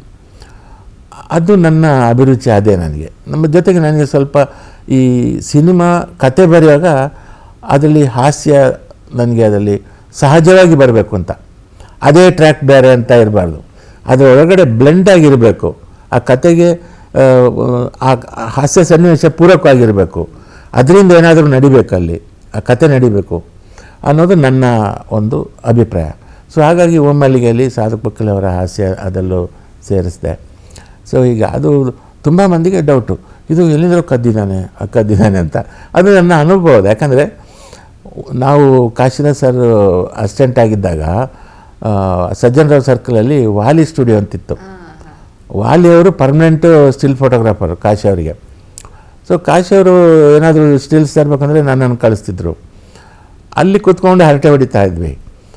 ಆವಾಗ ಅಲ್ಲಿ ನಡೀತಿದ್ದಂತಹ ಘಟನೆಗಳೆಲ್ಲ ನೋಡಿ ನನಗೆ ಹಾಸ್ಯ ಸನ್ನಿವೇಶ ಬಂತು. ಮಿಕ್ಕಿದ್ದೆಲ್ಲ ನಾನು ಅದನ್ನು ಸೇರಿಸಿ ಡೆವಲಪ್ ಮಾಡಿದೆ ಅದು. ಸೊ ಹಾಗಾಗಿ ಆ ಚಿತ್ರ ಒಂದು ನಮ್ಮ ಅನುಭವವನ್ನು ಎಲ್ಲ ಸೇರಿಸ್ಕೊಂಡು ಮಾಡಿರುವಂಥ ಸಿನಿಮಾ ಅದು ಒಮ್ಮಲ್ಲಿಗೆ. ಸೊ ಇನ್ನಷ್ಟು ಮಾತುಕತೆನ ಮುಂದುವರ್ಸೋಣ, ಆದರೆ ಅದಕ್ಕಿಂತ ಮುಂಚೆ ಒಂದು ಸಣ್ಣ ವಿರಾಮ. ಸ್ಟೋನ್ ದ ಮೆಜಾರಿಟಿ ಸಿನಿಮಾ ನೀವು ಶಿವಣ್ಣನ ಜೊತೆ ಕೂಡ ಕೆಲಸ ಮಾಡಿದ್ದೀರಾ. ನಮ್ಮ ಇಂಡಸ್ಟ್ರಿಯ ಒಂದು ತೂಕ ಅಂತ ಹೇಳಿದ್ರು ತಪ್ಪಾಗಲ್ಲ. ಈಗಲೂ ಕೂಡ ಎಲ್ಲರಿಗೂ ಒಂಥರ ಇನ್ಸ್ಪಿರೇಷನ್. ಶಿವಣ್ಣ ಈಗಲೂ ಕೂಡ ನಿಮ್ಮ ಜೊತೆ ಹಾಗೇನೆ ಒಂದು ಒಡನಾಟದಲ್ಲಿ. ಖಂಡಿತ. ಆಮೇಲೆ ತುಂಬ ಅವರಿಗೆ ನನ್ನ ಬಗ್ಗೆ ಅವರಿಗೆ ಗೌರವ ಇದೆ, ಅವ್ರ ಬಗ್ಗೆ ನನಗೆ ಅಪಾರ ಗೌರವ ಇದೆ. ಯಾಕಂದರೆ ಡಾಕ್ಟರ್ ರಾಜ್ಕುಮಾರ್ ಅಂತ ಮಹಾನ್ ಕಲಾವಿದರ ಮಗನಾದರೂ ಕೂಡ ಅವರು ತುಂಬ ಸರಳ ಮತ್ತು ಎಲ್ಲರ ಜೊತೆ ಬೆರೆಯುವಂಥ ವ್ಯಕ್ತಿ. ಆಮೇಲೆ ಒಂದು ಚೂರು ಅಹಂಕಾರ ಇಲ್ಲ, ಮತ್ತು ಎಲ್ಲರನ್ನೂ ಪ್ರೀತಿಯಿಂದ ಮಾತಾಡಿಸ್ತಾರೆ. ಶೂಟಿಂಗ್ ಜಾಗದಲ್ಲಿ ಕೂಡ ನಾನು ಅವರಿಗೆ ಒಂದು ಡೈರೆಕ್ಷನ್ ಮಾಡಿದೆ, ಇಂದ್ರಧನುಷ್ ಅಂತ. ಆ ಶೂಟಿಂಗಲ್ಲಿ ಅವರು ಒಬ್ಬ ಸಾಮಾನ್ಯ ಮನುಷ್ಯನ ಥರ ಇದ್ದರು. ಅಷ್ಟು. ನನ್ನ ಫ್ರೆಂಡ್ ಒಬ್ಬ ಅಲ್ಲಿ ಉಳ್ಳಾಲದಲ್ಲಿ ಶೂಟಿಂಗ್ ಮಾಡ್ತಾಯಿದ್ವಿ, ಅಲ್ಲಿ ಮಂಗಳೂರು ಹತ್ರ. ಅವನು ಬಂದ ಮೆಲ್ಲ ಕೇಳ್ದ, ಶಿವಣ್ಣನ ಊಟಕ್ಕೆ ಕರಿಬೋದಾ ಅಂತ. ನನಗೆ ಹೆಂಗೆ ಕರೆಯೋದು ಅಂತ, ಸ್ಟಾರ್ನ ಹಂಗೆ ಊಟ ಕರೆಯೋದು, ಸರಿ ಇವನಿಗೆ ಬೇಜಾರಾಗೋದು ಬೇಡ ಅಂತ, ಶಿವಣ್ಣ ಇವರು ಊಟಕ್ಕೆ ಕರೀತಾ ಇದ್ದಾರೆ ಅಂತ. ಹೌದಾ, ಬನ್ನಿ ಹೋಗೋಣ ಅಂತ ಹೊರಟೇ ಬಿಟ್ರು ಪಾಪ. ಅಲ್ಲಿ ಆವಾಗ ಸಣ್ಣ ಮನೆ ಅದು ಪಾಪ, ಅಂತ ಶ್ರೀಮಂತರ ಮನೆ ಅಲ್ಲ, ಅದು ಬಡವ್ರ ಮನೆ. ಅಲ್ಲಿ ನೆಲದಲ್ಲಿ ಕೂತ್ಕೊಂಡು ಚಕ್ಮಕ್ಳು ಹಾಕಿ ಎಲೆಯಲ್ಲಿ ಊಟ ಮಾಡಿಕೊಂಡು ಬಂದರು. ಆಮೇಲೆ ಗೊತ್ತಾಯ್ತು ಅವ್ರು ಮಧ್ಯಾಹ್ನ ಊಟ ಮಾಡಲ್ಲ, ಅವರು ಟೀ ಕುಡಿಯೋದು. ಯಾಕಂದರೆ ಇದು ಡಯಟ್ ಮಾಡ್ತಿದ್ರು. ಆದರೆ ಒಬ್ಬ ಸಾಮಾನ್ಯ ಮನುಷ್ಯ ಊಟ ಕರೆದಿದ್ದಾನೆ ಅಂತ ಅವನಿಗೆ ಬೇಜಾರಾಗಬಾರ್ದು ಅಂತ ಅವನ ಮನೆಗೆ ಹೋಗಿ ಊಟ ಮಾಡ್ಕೊಂಡು ಬಂದರು. ಆ ಥರ ಮನುಷ್ಯ ಅವರು. ಅದೇ ಬಳುವಳಿಯಲ್ಲಿ ಅಪ್ಪು ಸರ್ ಕೂಡ ಅಷ್ಟೇ, ಅವ್ರ ಜೊತೆನೂ ಕೆಲಸ ಮಾಡಿದ್ದಾರೆ. ಆ್ಯಂಡ್ ಮೆಮೊರಬಲ್ ಥಿಂಗ್ ಇವಾಗಲೂ ನೆನಪು ಮಾಡ್ಕೋಬೇಕು ಅಂದರೆ ಮಜಾ ಟಾಕೀಸಲ್ಲಿ ಅವ್ರದ್ದೇ ಗೆಟಪ್ ಹಾಕ್ಕೊಂಡು ಡ್ಯಾನ್ಸ್ ಕೂಡ ಮಾಡಿದ್ದೀರಾ ನೀವು. ಸೊ ಅದನ್ನು ಅವ್ರ ಮುಂದೆ ಪ್ರಸ್ತುತ ಪಡಿಸ್ತಿರ್ಬೇಕಾದ್ರೆ ಅವ್ರ ರಿಯಾಕ್ಷನ್ ಇತ್ತು ಸರ್? ಅವರು ನಗ್ತಾನೇ ಇದ್ದರು. ಆಮೇಲೆ ಸಿಕ್ಕಾಗ, ಅಣ್ಣ ಏನಣ್ಣ ನೀವು ಕಾಮಿಡಿನೂ ಮಾಡ್ತೀರಲ್ಲ ಅಂತ. ಆಮೇಲೆ ನೋಡಿ, ಅಪ್ಪು ಅವರು ನನಗೆ ನನ್ನ ಮೇಲೆ ಎಷ್ಟು ಪ್ರೀತಿ ಅಂತಂದರೆ, ಒಂದು ಅಣ್ಣ ಬಾಂಡಿಗೆ ನನ್ನನ್ನು ಹಾಕ್ಕೊಳ್ಳೋಕೆ ಹೇಳಿದರು. ಆಮೇಲೆ ಅಂಜನಿ ಪುತ್ರದಲ್ಲಿ ನನ್ನ ಹಾಕ್ಕೊಳ್ಳೋಕೆ ಹೇಳಿದರು. ಈ ಎರಡೂ ಸಿನಿಮಾದಲ್ಲಿ ಅವ್ರ ಜೊತೆ ನಾನು ಆ್ಯಕ್ಟ್ ಮಾಡಿದ್ದು ನನಗೆ ಅದೊಂದು ನನ್ನ ಅದೃಷ್ಟ ಅಂತ ಹೇಳ್ಬೋದು. ವರ್ದ್ ಅಂತ ಬರುತ್ತೆ ಅದು, ಆ ಒಂದು ಧಾರಾವಾಹಿ, ಅದರ ಓಪನಿಂಗಿಗೆ ನನ್ನ ಕೈಲಿ ಆ್ಯಕ್ಟ್ ಮಾಡಿಸಿದ್ರು. ಆಮೇಲೆ ಸಿಕ್ಕಾಗೆಲ್ಲ ಒಂದು ಆಲ್ಬಮ್ ಮಾಡೋಣ ನಾವು ಸೇರಿಕೊಂಡು, ನೀವು ಟ್ಯೂನ್ ಮಾಡಿ ನಾನು ಹಾಡ್ತೀನಿ ಅಂತ ಹೇಳಿದರು. ಅದಕ್ಕೆಲ್ಲ ರೆಡಿ ಮಾಡ್ತಾಯಿದ್ದೆ ಕೋವಿಡ್ ಟೈಮಲ್ಲಿ ನಾನು. ಅಂದರೆ ನಿಮ್ಮ ಹತ್ರ ಡಿಸ್ಕಸ್ಸು ಮಾಡಿದ್ರು ಆಲ್ಬಮ್ ಮಾಡೋಣ ಅಂತ ಹೇಳಿ. ಅವ್ರು ಆ್ಯಕ್ಟ್ ಮಾಡೋ ಅಂತ ಅಲ್ಲ, ಅವರು ಅದಕ್ಕೆ ಹಾಡಬೇಕು ಅಂತ. ಓಹೋ, ನೈಸ್. ನಾನು ಹಾಡ್ತೀನಿ, ನೀವು ಮ್ಯೂಸಿಕ್ ಮಾಡಿ ಅಂತ. ಟ್ಯೂನ್ ಎಲ್ಲ ಮಾಡಿ ನನಗೆ ಲಿರಿಕ್ಸ್ ಬರೆದಿಟ್ಟಿಲ್ಲ, ಟ್ಯೂನ್ ಎಲ್ಲ ಅವರಿಗೆ ಕಲಿಸಿದ್ದೆ. ಅದು ಮಿಸ್ಸಿಂದ ತುಂಬ ನನಗೆ ಅದೊಂದು ಶಾಕ್ ಅದು. ಹೌದು, ಇದು ಆ್ಯಕ್ಚುಲಿ ನಮಗೆ ವಿಚಾರ ಗೊತ್ತಿಲ್ಲ, ಫಸ್ಟ್ ಟೈಮ್ ಗೊತ್ತಾಗ್ತಿದೆ. So but we really miss Appu sir. And ಇಂಥವರೆಲ್ಲ ಒಡನಾಟ ಮಾಡಿಕೊಂಡು ನೀವು ಇಂಥ ದೊಡ್ಡ ದೊಡ್ಡ ಸ್ಟಾರ್ಗಳ ಜೊತೆ ಕೆಲಸ ಮಾಡಿಕೊಂಡು ಪ್ರಸ್ತುತ ಯುವ ಜನತೆ ಅಥವಾ ಯುವ ಕಲಾವಿದರಿಗೆ ಒಂದು ಗೈಡೆನ್ಸ್ ಹೇಳಬೇಕು ಅಂದರೆ ನಿಮ್ಮ ಬಾಯಿಂದ ಕೇಳಲೇಬೇಕು ಸರ್. ಯಾವುದೇ ವ್ಯಕ್ತಿ ಆಗಿರ್ಬೋದು, ಚಿತ್ರರಂಗಕ್ಕೆ ಬರಬೇಕು ಅಂತಂದರೆ ತಯಾರಿ ಇಲ್ಲದೆ ಬರಬೇಡಿ ಅಂತ. ಯಾಕಂದರೆ ಯುದ್ಧಕಾಲ ಶಸ್ತ್ರಾಭ್ಯಾಸ ಇಲ್ಲಿ ಆಗಲ್ಲ. ಇಲ್ಲಿ ಪ್ರತಿಭೆ ಇದ್ದರೆ ಒಂದು ಸಿನಿಮಾದಲ್ಲಿ ಸಕ್ಸಸ್ ಆಗ್ಬೋದು, ಅದು ಯಾವುದೋ ರೀತಿಯಲ್ಲಿ ಸಕ್ಸಸ್ ಆಗ್ಬೋದು. ಅದು ಇಷ್ಟು ಸಸ್ಟೈನ್. ಈಗ ನಾನು 40 ವರ್ಷದಿಂದ ಕೆಲಸ ಮಾಡ್ತಾಯಿದ್ದೀನಿ. ನಾನು ಲಿರಿಕಲ್ಲಿ ಹಾಡು ಬರೆದು ಯಶಸ್ವಿಯಾಗಿದ್ದೀನಿ, ಮತ್ತು ಆ್ಯಕ್ಟಿಂಗ್ ನನಗೆ ಬರೆದಿದ್ರೂ ಆ್ಯಕ್ಟಿಂಗಲ್ಲೂ ಯಶಸ್ವಿಯಾಗಿದ್ದೀನಿ, ಆಮೇಲೆ ಡೈರೆಕ್ಷನ್ ಮಾಡಿ ಯಶಸ್ಸು ಕಂಡಿದ್ದೀನಿ. ಆದರೆ ಇಷ್ಟು ಆಗಬೇಕಾದ್ರೆ ನನ್ನ ತಯಾರಿ ಭಾಳಷ್ಟಿತ್ತು. ಆ ತಯಾರಿ ನಾನು ನೋಡಿದ್ದು ಉಪೇಂದ್ರ ಅವರಲ್ಲಿ. ಆ ಥರ ಹಾರ್ಡ್ ವರ್ಕ್. ಆಮೇಲೆ ಯಶ್ ಕೂಡ ಅಷ್ಟೇ. ಇವರೆಲ್ಲ ತುಂಬ ಹಾರ್ಡ್ ವರ್ಕ್ ಮಾಡಿದ್ರಿಂದ ಇವತ್ತು ಚಿತ್ರರಂಗದಲ್ಲಿ ಇಷ್ಟು ವರ್ಷ ಉಳಿದಿದ್ದಾರೆ, ಬೆಳೀತಾ ಇದ್ದಾರೆ, ಬೆಳೆಸ್ತಾ ಇದ್ದಾರೆ. ಹಾಗಾಗಿ ಬರುವವರು, ಚಿತ್ರರಂಗಕ್ಕೆ ಬರುವವರು ನನ್ನ ಹತ್ರ ತುಂಬ ಮಂದಿ ಹಾಡುಗಳು ಬರೆದಿದೆ ಅಂತ ತೋರಿಸ್ತಾರೆ.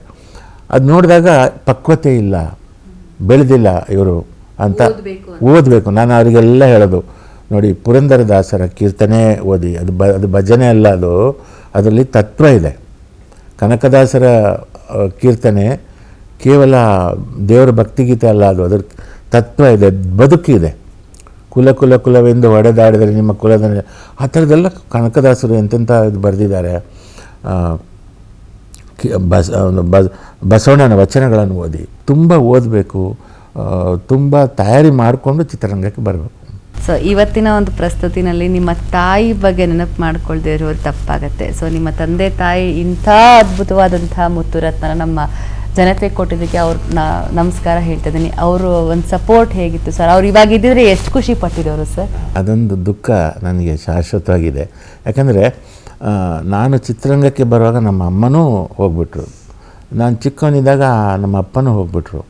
ನನಗೆ ಫೌಂಡೇಶನ್ ಕೊಟ್ಟವರು ನಮ್ಮ ಅಪ್ಪ. ಆದರೆ ನಮ್ಮ ಅಮ್ಮ ಹೆಬ್ಬೆಟ್ಟು, ಅವ್ರಿಗೆ ವಿದ್ಯೆಯೇ ಇರಲಿಲ್ಲ. ಆದರೆ ಅವರು ಕಲಿಸಿದಂಥ ಪಾಠ ಭಾಳ ದೊಡ್ಡದು. ಒಂದು ಎಲೆ ನಾನು ಕಿತ್ತರೆ ಬೈಯೋರು, ನೋವಾಗುತ್ತೆ ಅದಕ್ಕೆ ಅಂತ. ಆ ಗಿಡಕ್ಕೆ ನೋವಾಗುತ್ತೆ. ಒಂದು ಮರವನ್ನು ನಾವು ಪ್ರೀತಿಸಬೇಕು. ಒಂದು ಮರ, ಅದು ದೊಡ್ಡ ತಾಯಿ, ನೆರಳು ಕೊಡೋ ತಾಯಿ ಅದು ಅಂತ. ಇದೆಲ್ಲ ಅವರು ನನಗೆ ಇದು ಮಾಡಿದ್ದು. ನಾನೊಂದು ದಿವಸ ಕಾಲೇಜಿಂದ ಬಂದಾಗ ಒಂದು 4 ಗಂಟೆಗೆ ಅವತ್ತು ಬೇಗ ಬಂದರೆ ಗೊಡವು ಅಂತ ಅಳ್ತಾ ಇದ್ದಾರೆ ಅಮ್ಮ. ಏನಂತಂದರೆ ಅವರು ಸಂಜೆ ಮೇಲೆಗೆ ಗಿಡ ಬೆಳೆಸಿದ್ರು ತುಂಬ. ಅದು ಒಂದು ಹಸು ಬಂದು ಅದನ್ನು ತಿಂದಿದೆ. ಹಸುಗೂ ಅವ್ರು ಬಯೋಕ್ಕಾಗಲ್ಲ. ಅವರು ಹಸುನು ಪ್ರೀತಿ ಅವರಿಗೆ. ಅವರು ಹಸು ಕರು ಹಾಕುವಾಗ ಹೆರಿಗೆ ಆವಾಗಲೂ ಅವರು 2-3 ಹಸುಗಳನ್ನ ಹೆರಿಗೆ ಮಾಡಿಸಿದ್ರು. ಆ ಥರದವರು ಹಳ್ಳಿ ಹೆಂಗಸವರು. ಹಾಗಾಗಿ ಗಿಡಗಳನ್ನ ಪ್ರೀತಿಸೋದು, ಪ್ರಾಣಿ ಪಕ್ಷಿಗಳನ್ನ ಪ್ರೀತಿಸೋದು, ಅದೆಲ್ಲ ಅವರು ಮಾಡಿ ತೋರಿಸಿದ. ಅವ್ರನ್ನ ನೋಡಿ ನಾನು ತಿಳ್ಕೊಂಡೆ ಇವರು ಎಷ್ಟು. ಆಮೇಲೆ ಈ ಹೂವಿನ ಗಿಡ ಅಥವಾ ತುಳಸಿ ಗಿಡ ಇದ್ದರೆ ಒಬ್ಬರೇ ಇದ್ದಾಗ ಅದನ್ನೇ ಈಗ ನೇವರಿಸೋರು, ಅದನ್ನೇ ನೋಡ್ಕೊಂಡು ನೇವರಿಸೋರು. ಅಂದರೆ ಒಂದು ಮಗು ಥರ ಗಿಡಗಳನ್ನ ನೋಡ್ಕೊಳ್ಳೋರು. ಅದು ನನ್ನ ಇದು ಮನಸ್ಸು. ಇವತ್ತಿಗೂ ಆ ಮನಸ್ಸು. ಹಸು ಕಂಡ್ರೆ ನನಗೆ ಏನಾದರೂ ಒಂದು ಕೊಡಬೇಕು, ನಾಯಿ ಕಂಡ್ರೆ ಅದಕ್ಕೆ ಏನಾದರೂ ಕೊಡಬೇಕು. ಆಮೇಲೆ ಗಿಡಗಳನ್ನ ಮರಗಳನ್ನ ನಾನು ಮನುಷ್ಯರ ಥರನೇ ನೋಡ್ತೀನಿ, ಅದಕ್ಕೂ ಭಾವನೆಗಳಿದ್ದಾವೆ ಅಂತ. ಇದೆಲ್ಲ ನಮ್ಮ ಅಮ್ಮನಿಂದ ಬಂದಿತ್ತು. ಅದು ಅವರ ಒಂದು ಆಶೀರ್ವಾದ ನಮ್ಮ ಮೇಲೂ ಇರಲಿ ಸರ್. ನಿಜವಾಗ್ಲೂ ನಿಮ್ಮಂಥರ ಒಂದು ಮಾರ್ಗದರ್ಶನ ನಮ್ಮಂಥ ಎಲ್ಲ ಕಲಾವಿದರು ಚಿತ್ರರಂಗದ ಮೇಲೆ ಇನ್ನಷ್ಟು ಇರಬೇಕು. ನೀವು ಹೇಳ್ದಂಗೆ ಒಂದು ಅಸೋಸಿಯೇಷನ್ ಆಗಬೇಕು, ನೀಟಾಗಿ ಪ್ರಿನ್ಸಿಪಲ್ಡ್ ಆಗಿ ಒಂದು ಸಿಸ್ಟಮ್ಯಾಟಿಕ್ ಆಗಿ ಇಂಡಸ್ಟ್ರಿಯಿಂದ ಹೋಗಬೇಕು ಅಂತ ಹೇಳಿದ್ರೆ ಅದರಲ್ಲಿ ನಿಮ್ಮ ಸಹಕಾರನೂ ನಿಮ್ಮ ಗೈಡೆನ್ಸ್ ಕೂಡ ಇರಬೇಕು. ಅದು ಯಾರ್ಯಾರು ದೊಡ್ಡವ್ರು ನೋಡ್ತಾ ಇದ್ದೀರಾ, ನಮ್ಮ ಚಿತ್ರರಂಗಕ್ಕೆ ಯಾರ್ಯಾರು ಅದಕ್ಕೆ ಇನ್ವಾಲ್ವ್ ಆಗಿದ್ದೀರಾ, ಅದೆಲ್ಲ ಒಂಚೂರು ಕೀವರ್ಡ್ಸ್ ಆಗಿ ತೊಗೊಂಡು ಇನ್ನು ಬೆಳೆಯೋಕ್ಕೆ ಒಂದು ಅವಕಾಶ ಮಾಡಿಕೊಡ್ಲಿ. ಆ್ಯಂಡ್ ಇವತ್ತಾಗಿತ್ತು ಒಂಥರ ಮಿಕ್ಸ್ಡ್, ಒಂಥರ emotionally and comedy fun field, ಒಂಥರ ಪೈಸಾ ವಸೂಲ್ ಶೋ ಅಂತ ಹೇಳಿದ್ರೆ ಅದು ವಿ ಮನೋಹರ್ ಸರ್ ಪಾಡ್ಕ್ಯಾಸ್ಟ್ ಅಂತ ಹೇಳಿದ್ರೆ ತಪ್ಪಾಗಲ್ಲ. ತುಂಬ ಕಲಿಯುವಂಥ ಒಂದು ಸಂದರ್ಭ. 40 ವರ್ಷ ಚಿತ್ರರಂಗದಲ್ಲಿ ಇದ್ರೂ ಕೂಡ, ಮಹಾನ್ ಸಾಧನೆ ಮಾಡಿದ್ರು ಕೂಡ, ಕಾಶಿನಾಥ್ ಸರ್ ಗಡ್ಡಿಯಿಂದ ಬಂದು ಉಪೇಂದ್ರ ಸರ್ ಅವ್ರಿಗೂ ಕೂಡ ಈಗಿನ ಟ್ರೆಂಡ್ ಸೆಟರ್ ಆಗಿರುವಂತಹ music director, lyricist and director, actor, all rounder, multi tasker and ಎಲ್ಲದಕ್ಕಿಂತ ಮುಖ್ಯವಾಗಿ ಅದ್ಭುತವಾದಂಥ ಮನಸ್ಥಿತಿ ಇರುವಂಥ, ಅದ್ಭುತವಾದಂಥ ಮನೋಭಾವನೆ ಇರುವಂಥ, ನಮ್ಮವರೇ ಆದಂಥ, ಅಂದರೆ ನಮ್ಮ ಕರ್ನಾಟಕದವರೇ ಆದಂಥ ನಮ್ಮ ಮನೆ ಮಾತಾಗಿರುವಂಥ ಮನೋಹರ್ ಸರ್ ಆ ಪಾಡ್ಕ್ಯಾಸ್ಟ್ ನಡೆಸ್ಕೊಂಡು ಬಂದೆ. ತುಂಬಾ ವಿಚಾರಗಳನ್ನ ಕಲಿತೆ. ಎಷ್ಟೇ ತೊಂದರೆ ಕೊಟ್ಟರು ಕೂಡ ಆಯಿತು ಮಾಡ್ಕೋಣ ಬಾ ರೂಪಿಕಾ, ಆ ಥರ ಒಂದು ಸಪೋರ್ಟಿವ್ ಆಗಿರುವಂಥ ಒಂದು ಹೆಲ್ಪಿಂಗ್ ಹ್ಯಾಂಡ್. ಇನ್ನಷ್ಟು ಒಳ್ಳೆಯದಾಗಲಿ ಸರ್. ಮುಂದೆ ಬರುವಂಥ ಎಲ್ಲ ಸಿನಿಮಾಗಳನ್ನು ಸೂಪರ್ ಹಿಟ್ ಆಗಲಿ, ಸಾಂಗ್ಸ್ಗಳು ಹಿಟ್ ಆಗಲಿ, ಆದಷ್ಟು ಬೇಗ ಡೈರೆಕ್ಟರ್ ಆಗಿ ಕೂಡ ಆ್ಯಕ್ಷನ್ ಕಟ್ ಅಂತ ಹೇಳುವಂಥ ಒಂದು ಸಂದರ್ಭ ಕೂಡ ಬರಲಿ. ನಿಮ್ಮ ಮಗಳ ಜೀವನಕ್ಕೂ ತುಂಬ ಒಳ್ಳೆಯದಾಗಲಿ ಅಂತ ಕೇಳ್ಕೊಳ್ತಾ ಇದ್ದೀನಿ. ನಿಮ್ಮ ಅಮೂಲ್ಯವಾದಂತಹ ಸಮಯ ನಮ್ಮ ರಾಜ್ ನ್ಯೂಸ್ ಹಾಗೆ ರಾಜ್ ಮ್ಯೂಸಿಕ್ ಕೊಟ್ಟಿದ್ದಕ್ಕೆ ನಮ್ಮ ಕಡೆಯಿಂದ ಚಿಕ್ಕ ಒಂದು ಕೊಡುಗೆ. Thank you. ಇದಾಗಿತ್ತು ಈ ಹೊತ್ತಿನ ವಾಯ್ಸ್ ಆಫ್ ಸಾಧಕ. ನಮ್ಮ ಜೊತೆ ಇದ್ರು ವಿ ಮನೋಹರ್ ಸರ್. ಮುಂದೆ ಈ ಸಾಧಕನ ಕುರ್ಚಿನಲ್ಲಿ ಯಾವ ಸಾಧಕ ಬರ್ತಾರೆ ಅಂತ ಕಾಯ್ತಾ ಕೂತೀರಿ. ಅಲ್ಲಿವರೆಗೂ ನೀವೇನ್ ಮಾಡ್ತಾ ಇರಬೇಕು, ರಾಜ್ ನ್ಯೂಸ್ ಹಾಗೆ ರಾಜ್ ಮ್ಯೂಸಿಕ್ನ ನೋಡ್ತಾ ಇರಬೇಕು. ಯಾಕಂದ್ರೆ ಜನಸೇವೆಗೆ ನಾವು ಸದಾ ಸಿದ್ಧ.